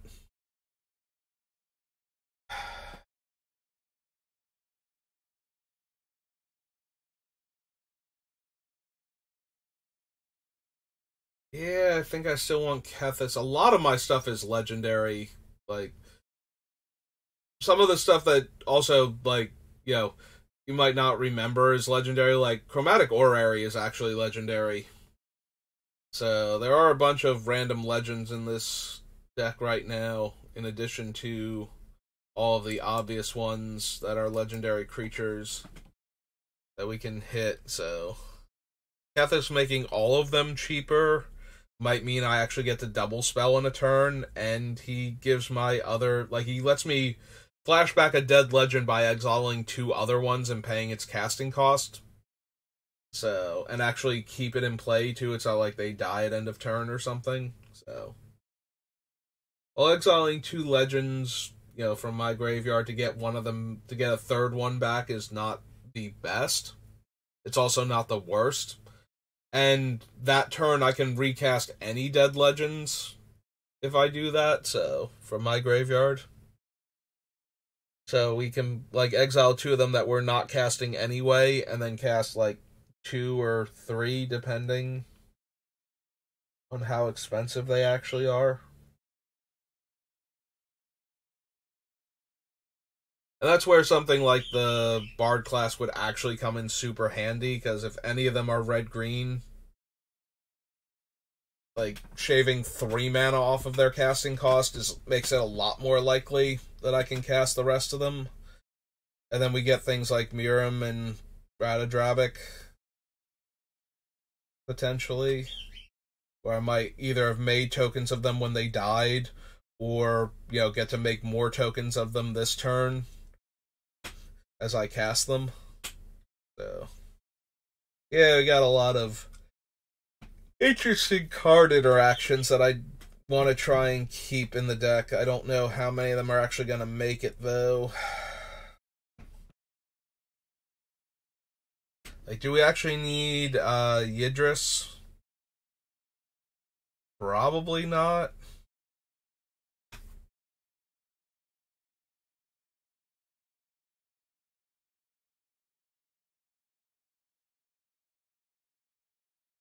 Like, we are able to cast it for 1, so... And then... But Yidris itself has to deal the combat damage in order to get the cascade effect trigger, and Yidris also is only a 5/4 trampler.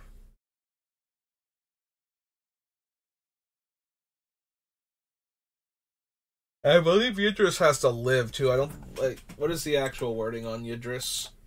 Like, I know I put text, but just to make sure.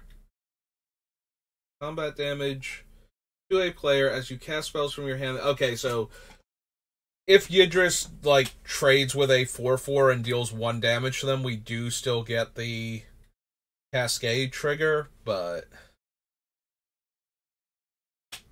Yidris, it's like Yidris does not have to be in play and doesn't have to live through combat. That's still not amazing, but it is something.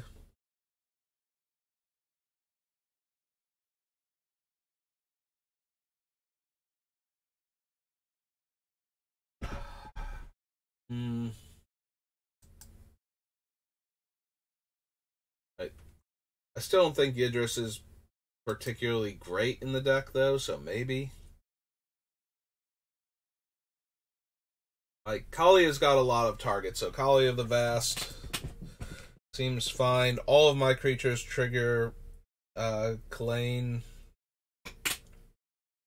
Ramos is just fun in this deck. Like, we should very easily be able to get 5 counters on Ramos in a single turn or more, and be able to get the 10 mana to cast another spell, and then potentially put 3 or more counters back on Ramos for doing that. So yeah, I think Ramos is going to make it all the way through just based on how easy it is to get counters onto him. You have so many 3+ color spells.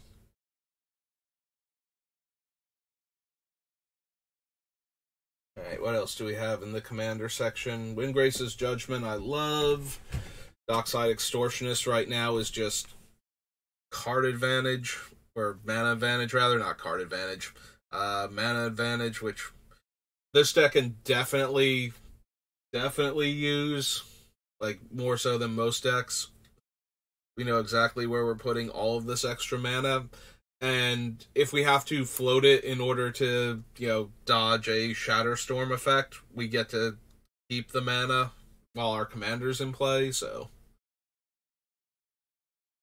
we don't even have to, like, give our opponents tons of mana from our artifacts being in play for their Dockside Extortionist, so...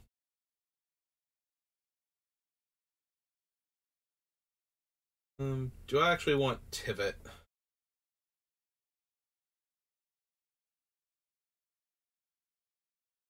I was thinking yes, because I can make 2 clues or 2 treasures when he comes into play, or attacks, but I think we've got enough other things going on.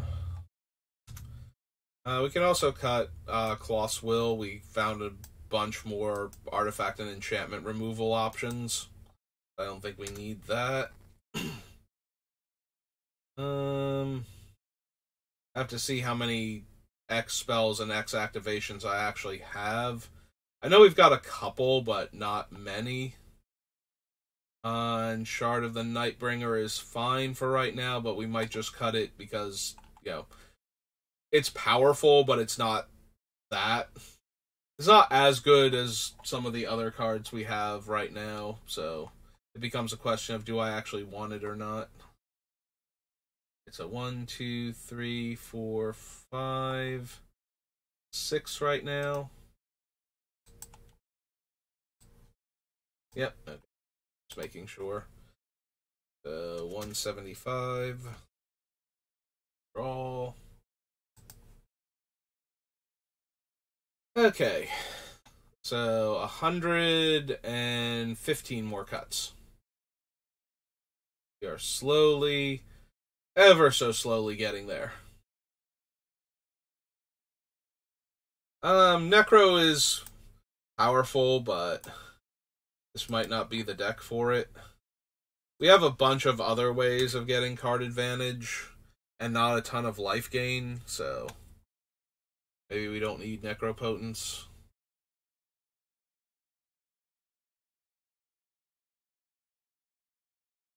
Who's saying Aura Shards to say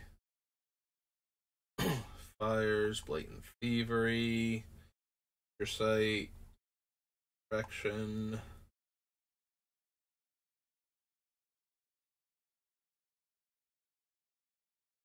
Aura.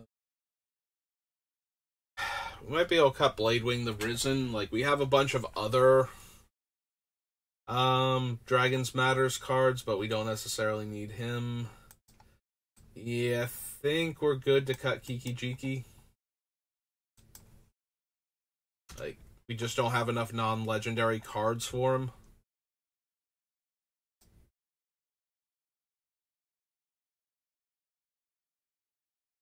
Does Maga do damage based on its counters or its power? Yeah.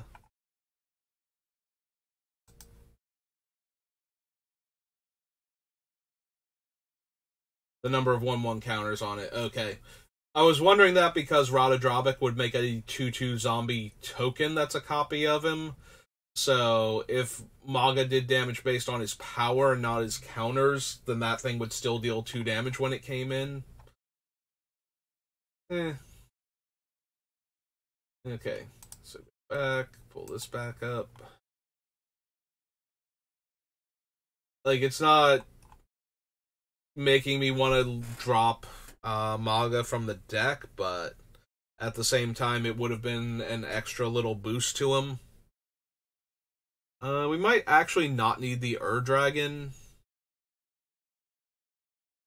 It is a way to put dragons into our graveyard, is the main thing for the handful of cards that would let us get a card back.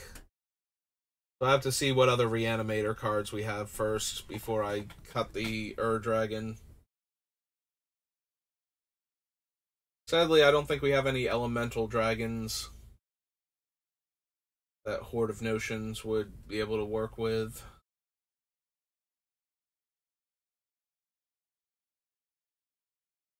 Well, Primus, Una. We also might wind up cutting Una, but I originally put her on the list because she is a thing to dump all of our mana into if an opponent kills our Omnath and we suddenly have like all of this black mana that we're about to lose, but and I'm kind of shrugging here. It's like, is that really what I want to be doing? Like, maybe if they're killing it with swords or something, or Infernal Grasp, but if they're killing it with a Wrath, exiling the top X cards of their deck doesn't do a whole lot.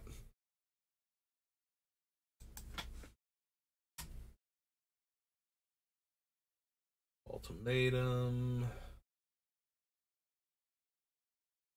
Leave Mael in for right now, but maybe not.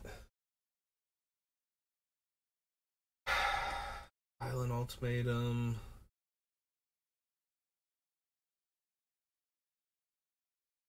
I'm wondering if we need Sphinx of the Steel Wind. So, Flying First Strike, Vigilance, Lifelink, Pro Red, and Green. I'm a little bit tempted to get rid of it.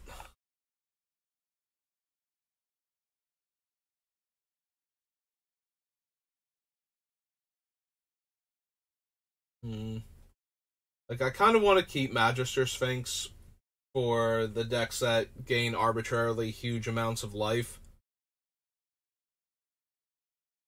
Since Omnath itself is not likely to deal 21 points of damage, Omnath has no evasion abilities whatsoever. So, Omnath is not going to be the thing that kills players. And while I can do a lot of damage with cards like Debt to the Deathless, I can't do infinite damage with what I have, basically, so I kind of want either Magister Sphinx or Sorin, and I think the Sphinx is actually better in this deck. It gives me more options than Sorin does. For, like, if I reveal it and I don't want to cast it this turn, I have 3 different colors I get to choose from. Excuse me. And Sorin being able to, like, +2, deal 2 damage, gain 2 life is okay, but in the same reason that I don't want to just slam Magister Sphinx if I don't want to put in opponent player tried to portmanteau the 2 words by accident. Don't want to put somebody to 10 immediately. Like, if I play out Sorin and I don't want to put anybody to 10, then now he can get attacked or destroyed by an effect by people that don't want to see me hit his ultimate.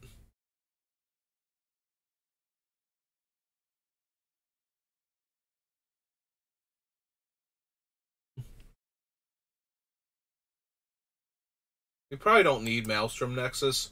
We have a bunch of big, powerful spells, and it was a fun 5-color card that we could put in the deck. But a lot of our spells actually have the same casting cost, since we have, like, 7 different ultimatums I'm trying to run, or 8 ultimatums out of the 10. So none of them can cascade into the other ones. I don't know that I have enough 8s. Like, I have a lot of 6s and a lot of 7s. So the 7s can cascade into the 6s, but that's about it.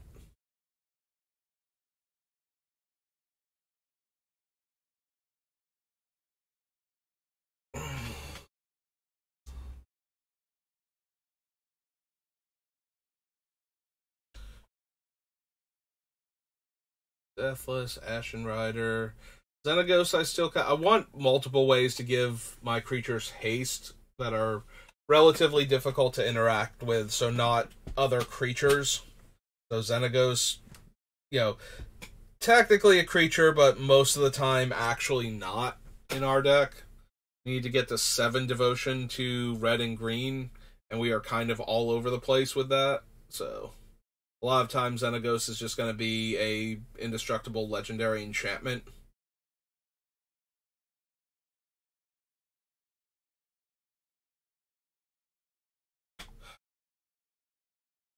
Sarkhan needs 4 turns to get to his ultimate. Like, he's fine in the meantime.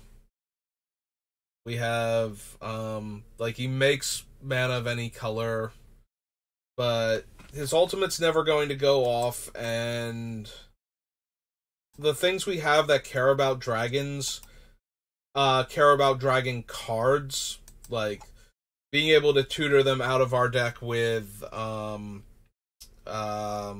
Tiamat, or putting a non-token dragon into play for Mirim. Sarkhan's not helping with any of that. So, he does have an ultimate that would let us grab all of those dragons, but we have to have him live for 4 turns because we're not proliferating, we're not doubling, we don't have doubling season, we don't have any way to get him to that ultimate any faster, and there's a lot of incentive to kill him if we show, like, a legendary dragon or 2 before this, so at least with Muldrotha, we might be able to cast a spell. Might be able to hold priority and play a land and cast a spell in the same turn after revealing Muldrotha off of our commander, so yes, there's a lot of incentive for opponents to kill Muldrotha, but I should be able to get enough value out of her just by casting her. Yeah, so how it works is she resolves, you have priority.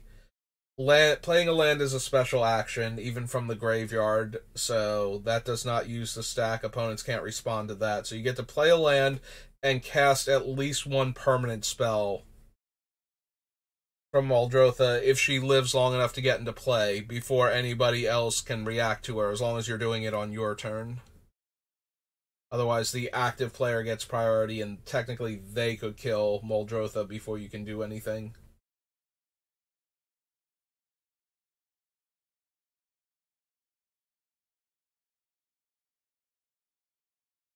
Also, I think Muldrotha is only during my turn. Yeah, my turn I can play one card of each permanent type from my graveyard. So yeah, giving your stuff flash does not help Muldrotha get absolutely insane. Yeah, we can probably cut Electro Dominance.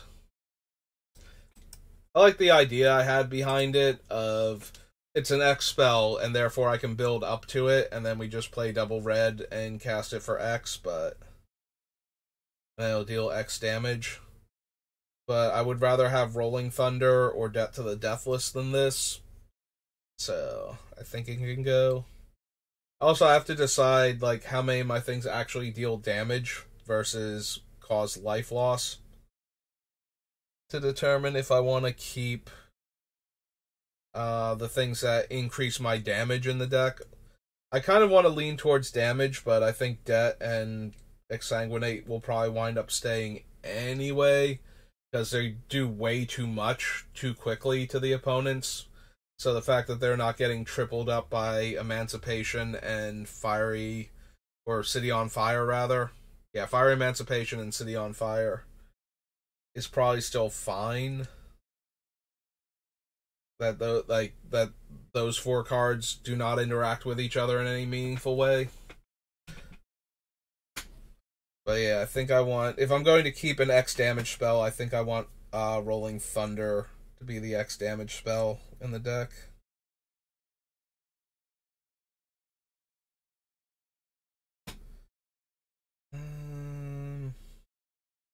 Do we actually want Nicol Bolas Dragon God? He only has the activated abilities of my other Planeswalkers and my opponent's Planeswalkers, not their statics. So he can't, like, copy Chandra's, copy my next spell ability if I wind up running her. He would have her ability to add mana, and he would have, like, the -2s on the other Chandra and Ral to copy spells. So those are all right. And, like, big Nicol Bolas. I think the problem is that all of the other Planeswalkers are better than him. He's just way easier to get out at only 5 mana. So it's very easy for me to cast him for 1 or 2 mana off of Omnath trigger. And again, this is even without the spell necessarily being Grixis either. Like, I just need the spell to be part black, so I can get the 3 black mana I need, and then we need a red and a blue to cast Bolas consistently off of flipping him. And it also doesn't have to be the turn that I get Bolas that I do it, so yeah, that's going to be one of the big things about Omnath is you don't have to cast the spell that you're revealing that meets his requirements. You just have to be casting one of your big bomby spells every turn. So yeah, one of the more important things is definitely going to be, I just saw one of the little mice that's back here run past my feet. Yeah, we haven't seen them for a few weeks. Like, they've been hibernating, so I guess they're all super active again now, though, now that it's starting to finally, like, spring weather proper outside.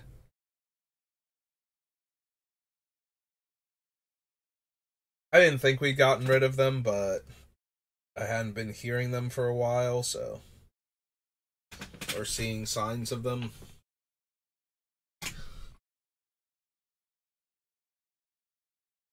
1, 2, 4, 5 cards. Alright, we can keep going here. I lost my train of thought, though, because he distracted. Alright, we're trying to decide if I actually need Nicol Bolas Dragon God.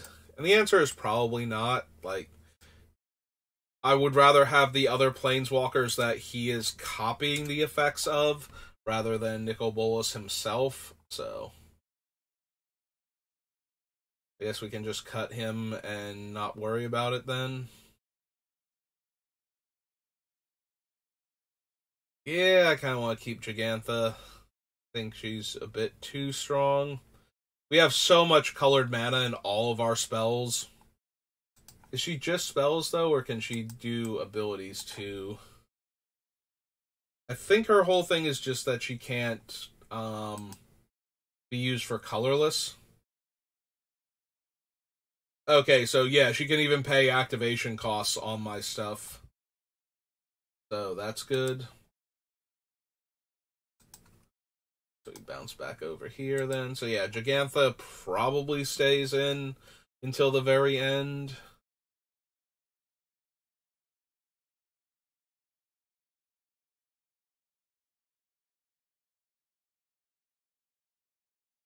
Rest, Gnawbones, the Tarisk. Maybe we don't need the Tarisk. Like, it's essentially a 10/10 haste hexproof that fights a creature when it attacks. And that's all fine, but we have so much else going on in this deck.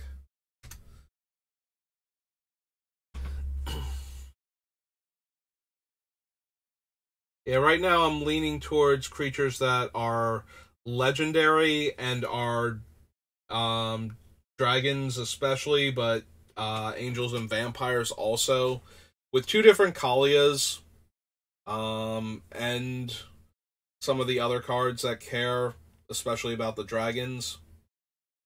I kind of want most of my creatures to fall into that category. I think we can cut Cormella. She's okay in the deck. She lets me spend 1 mana to get 3 in Grixis colors.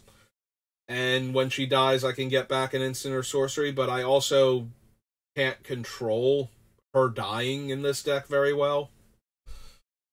We don't have a lot of ways to sacrifice. Because we don't have a lot of sacrifice fodder, we don't have a lot of ways to sacrifice creatures when we need to. So we can't control when she goes to the graveyard, or even that she goes to the graveyard. You know, like, if somebody's trying to exile her, we can't get her off of the table in response to that, so...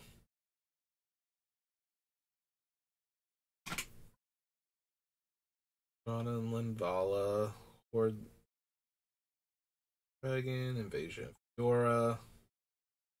Yeah, the Invasion seems a lot stronger the more legendary creatures I wind up with in the deck.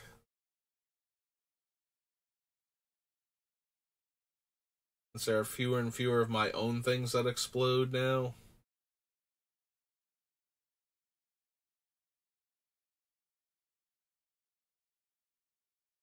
One, two, three, four, five, 6, 7. 7 more off the list. 68. 108 more cuts and we're good to go.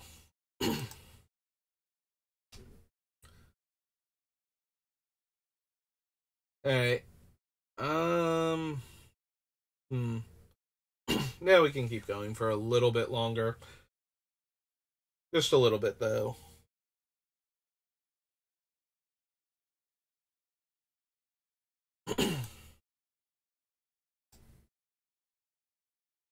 So we subtracted those so we can clear them off. Yeah, Demonic Tutor, Soul Ring, Swords to Plowshares are all probably staying. Right now, Original Bolas gets to stay. Mostly because I have a lot of ways to give him haste. As long as Bolas can have haste and attack a player out of left field to take their hand away, he's fulfilling what I want him to be doing in this deck. He only gets to hit 1 player like that, but that's usually good enough. There's usually somebody who spends a whole lot of time setting up with the idea that when they untap next turn, they're going to win the game. So if you can hit that player when they start doing all of those shenanigans, you're usually good to go. Blatant Thievery, Insurrection, and Viscera are all cards that are in here because they meet the triple mana requirements, and they are very tempting. They're also, like, just generically powerful. Stealing one of each of your opponent's cards from play is usually going to be pretty backbreaking. Stealing all of their creatures at once, also usually pretty game-ending. And Viscera, yeah, just being able to tap and kill a creature. That might not be good enough, though. We have enough other targeted removal that maybe we can cut Viscera. Like, she's definitely the weakest of those three, and probably one of the weaker ones in the deck. Like, the demon can kill all of the things that aren't Omnath. Like, yes, it'll kill my non-black legendary creatures, but we have so many creatures with so many colors that a lot of them would just survive this anyway. I definitely want to keep the 2 Meosians if I can.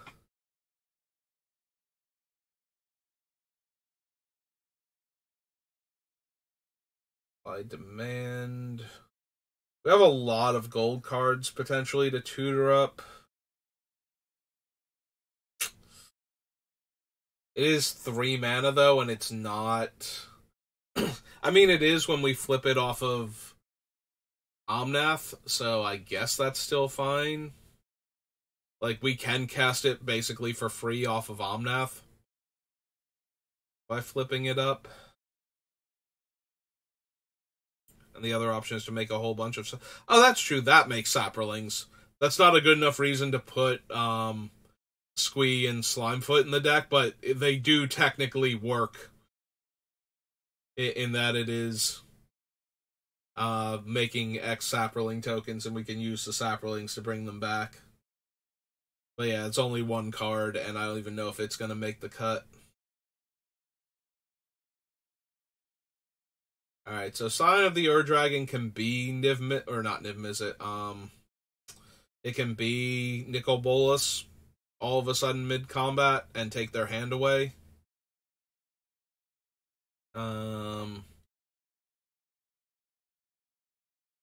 We cut Crosis. We don't really want to make it Mirim or where are the other ones? So yeah, we don't want to make it like Tiamat and then not have it get the comes into play trigger and such. So it could be Intet. Intet would be fine.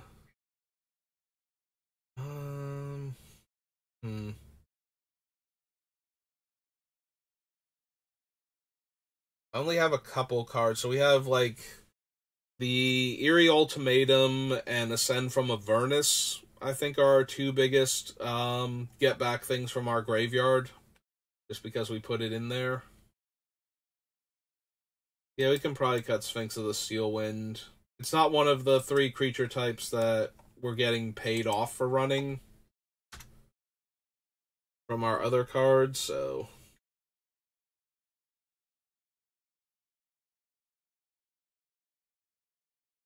the Omnaths are fine because they work with Horde of Notions. And they're still doing things that the deck is fine with.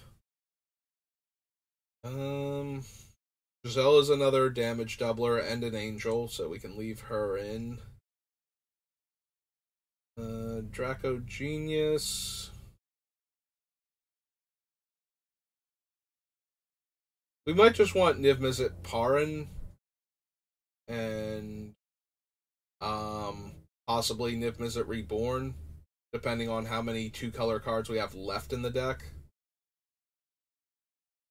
Because if we cut too many of the 2-color cards, then it won't make any sense to run Niv-Mizzet Reborn. So I have to see how many make it all the way through. Tetsamok is a decent Wrath. That works with our commander, with the floating black mana portion of him. I draw a card that deals 1 damage. When anyone casts an instant or sorcery, I draw a card. Yep.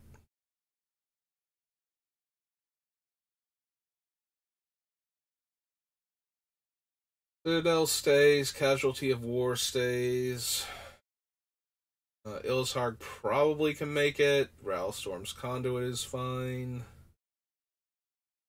Ixbloom Ancient right now is just letting us cast all of our stuff. And it costs triple green, so it does meet the requirements. Emergent is going to be very dependent on how many powerful monocolored cards we can tutor for. That casting for free is fine. Because if we're tutoring for, like, Path to Exile and Swords to Plowshares, then aside from situations where we absolutely need to kill a particular card, that's not where I'm going to want to be at.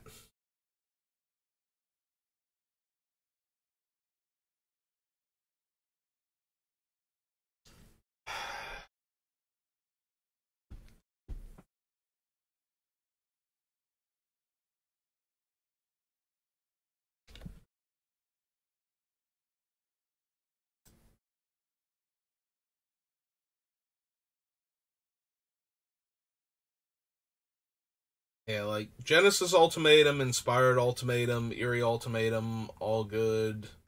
Ruinous Ultimatum, silly and strong. So it's mostly, Emergent Ultimatum and Brilliant Ultimatum that are in real danger of getting cut, because they're not quite as strong as the other ones when we cast them.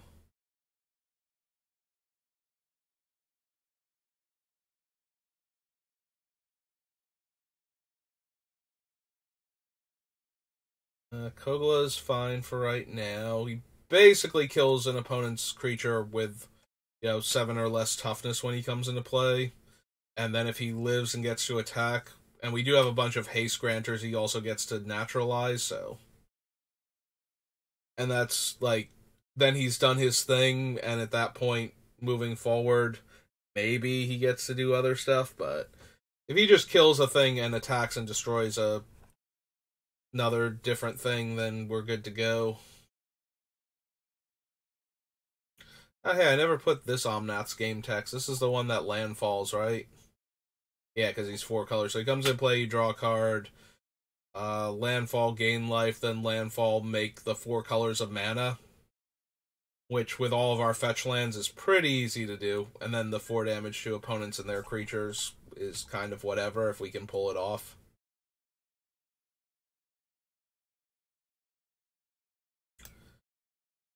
Yeah, we can probably cut Marit. We have too many legendary things that Marit can't copy, so we're not getting the benefit of those things with him. And yeah, he's just not going to work out in the deck the way I want him to. Evoke Despair. Evoke Despair is very powerful, but it's still only 1 player. So things like Casualties and Windgrace's Judgment make sure I get things from everybody. So yeah, while it is very castable and, in a vacuum very powerful, I think we're doing better with our other cards. Like, even Cruel Ultimatum is giving us enough resources that it doesn't matter we're only messing with 1 opponent. We're also getting a lot to work with at the same time, so. Dravik, Timeless Lotus, Praxa, Norn, Kaya. 1, 2, 3, 4 more. We're almost down to 100 cards left to cut. Let's pop down here and scroll up. Gives my guy 1/1 counter, and when I cast a spell with X, I can copy it. Alright, so what do I want to copy? With Vegas here. We can copy Grand Crescendo to get extra tokens out of it. That's one.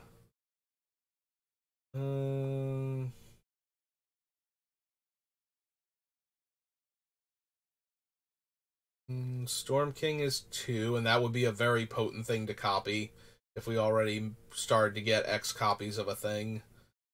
Send from Avernus doesn't actually do anything to get copied, but it's not like we have a way to sacrifice all of our stuff in between the copy and the original resolving, so we can get, everything comes back into play, we get all the triggers, then we sack it for value, then it comes back into play again. So right now we have 2.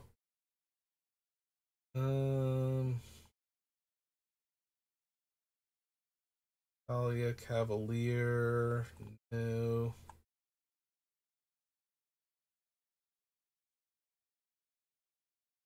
Put boots.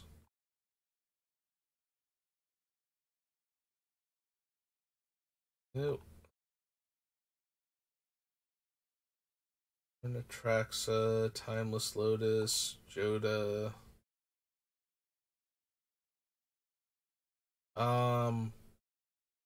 Technically Rocco, and while we wouldn't get to keep both of them, we do get it is... Oh no, he's there if I cast them, so I didn't cast the copy. So that's not going to work, so no, we're still only on 2 then. March of Otherworldly Light is 3.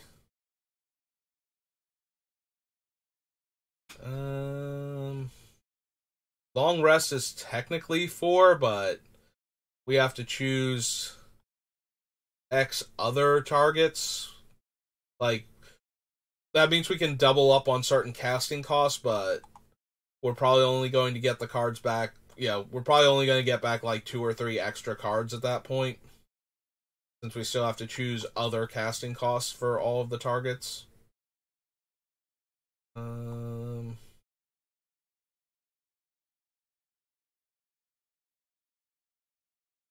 So yeah, that's not super helpful.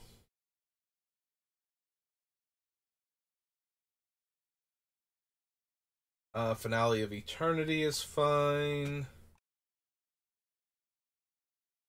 Yeah, the big ones with her are going to be the, like, Doomsday spells, the Debt, the Exsanguinate type of thing.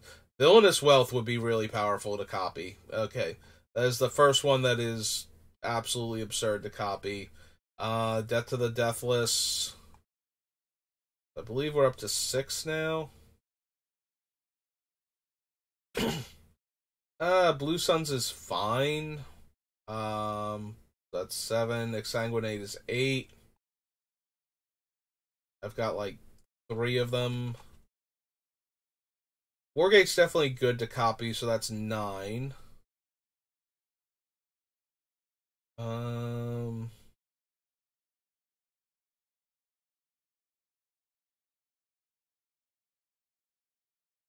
Nope.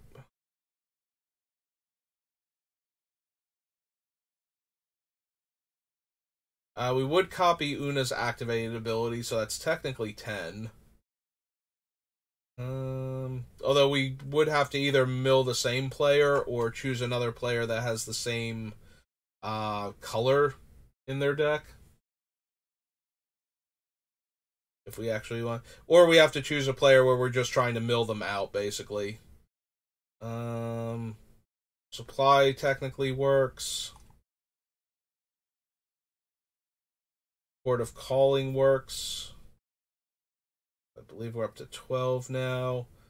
Maga, we would get the token and deal the damage, and then, then the other Maga would resolve, and we would probably keep the new Maga, unless we had ways to get him back later. Or, we have, like, Rada Drabic out, so... Alright, and Consume Spirit we would copy...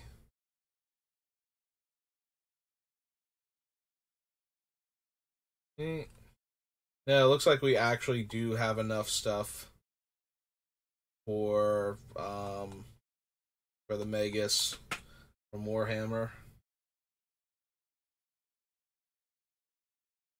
We would copy Soothsaying, but that doesn't do anything. And Rolling Thunder. I think that's the last one. Yeah, okay. So we do have enough stuff in the deck right now. 1, 2, 3, 4 while we're up here. Or did I knock the... We were at 168, I thought, before. I can't remember if we knocked these off or not. I don't think we did, but we might have. I'll have to do another count at some point in time. We'll be off by like 4 cards that we still need to cut. That's going to be super annoying later, but I'll wait until we're much lower on cards. Alright, it's getting closer to time for me to have to get ready for work, and my voice is starting to get sore, so I'm going to call it here. We've been going for like 2.5 hours anyway, so I feel like that's enough work on Omnath for right now. I think there's an event in Opera Omnia tonight for Mog from Final Fantasy VI, so I'll be doing that, but since I can't get my things to actually show it on screen, I can't stream them, so yeah, probably no Final Fantasy VII Remake tonight when I get home from work, but we'll see.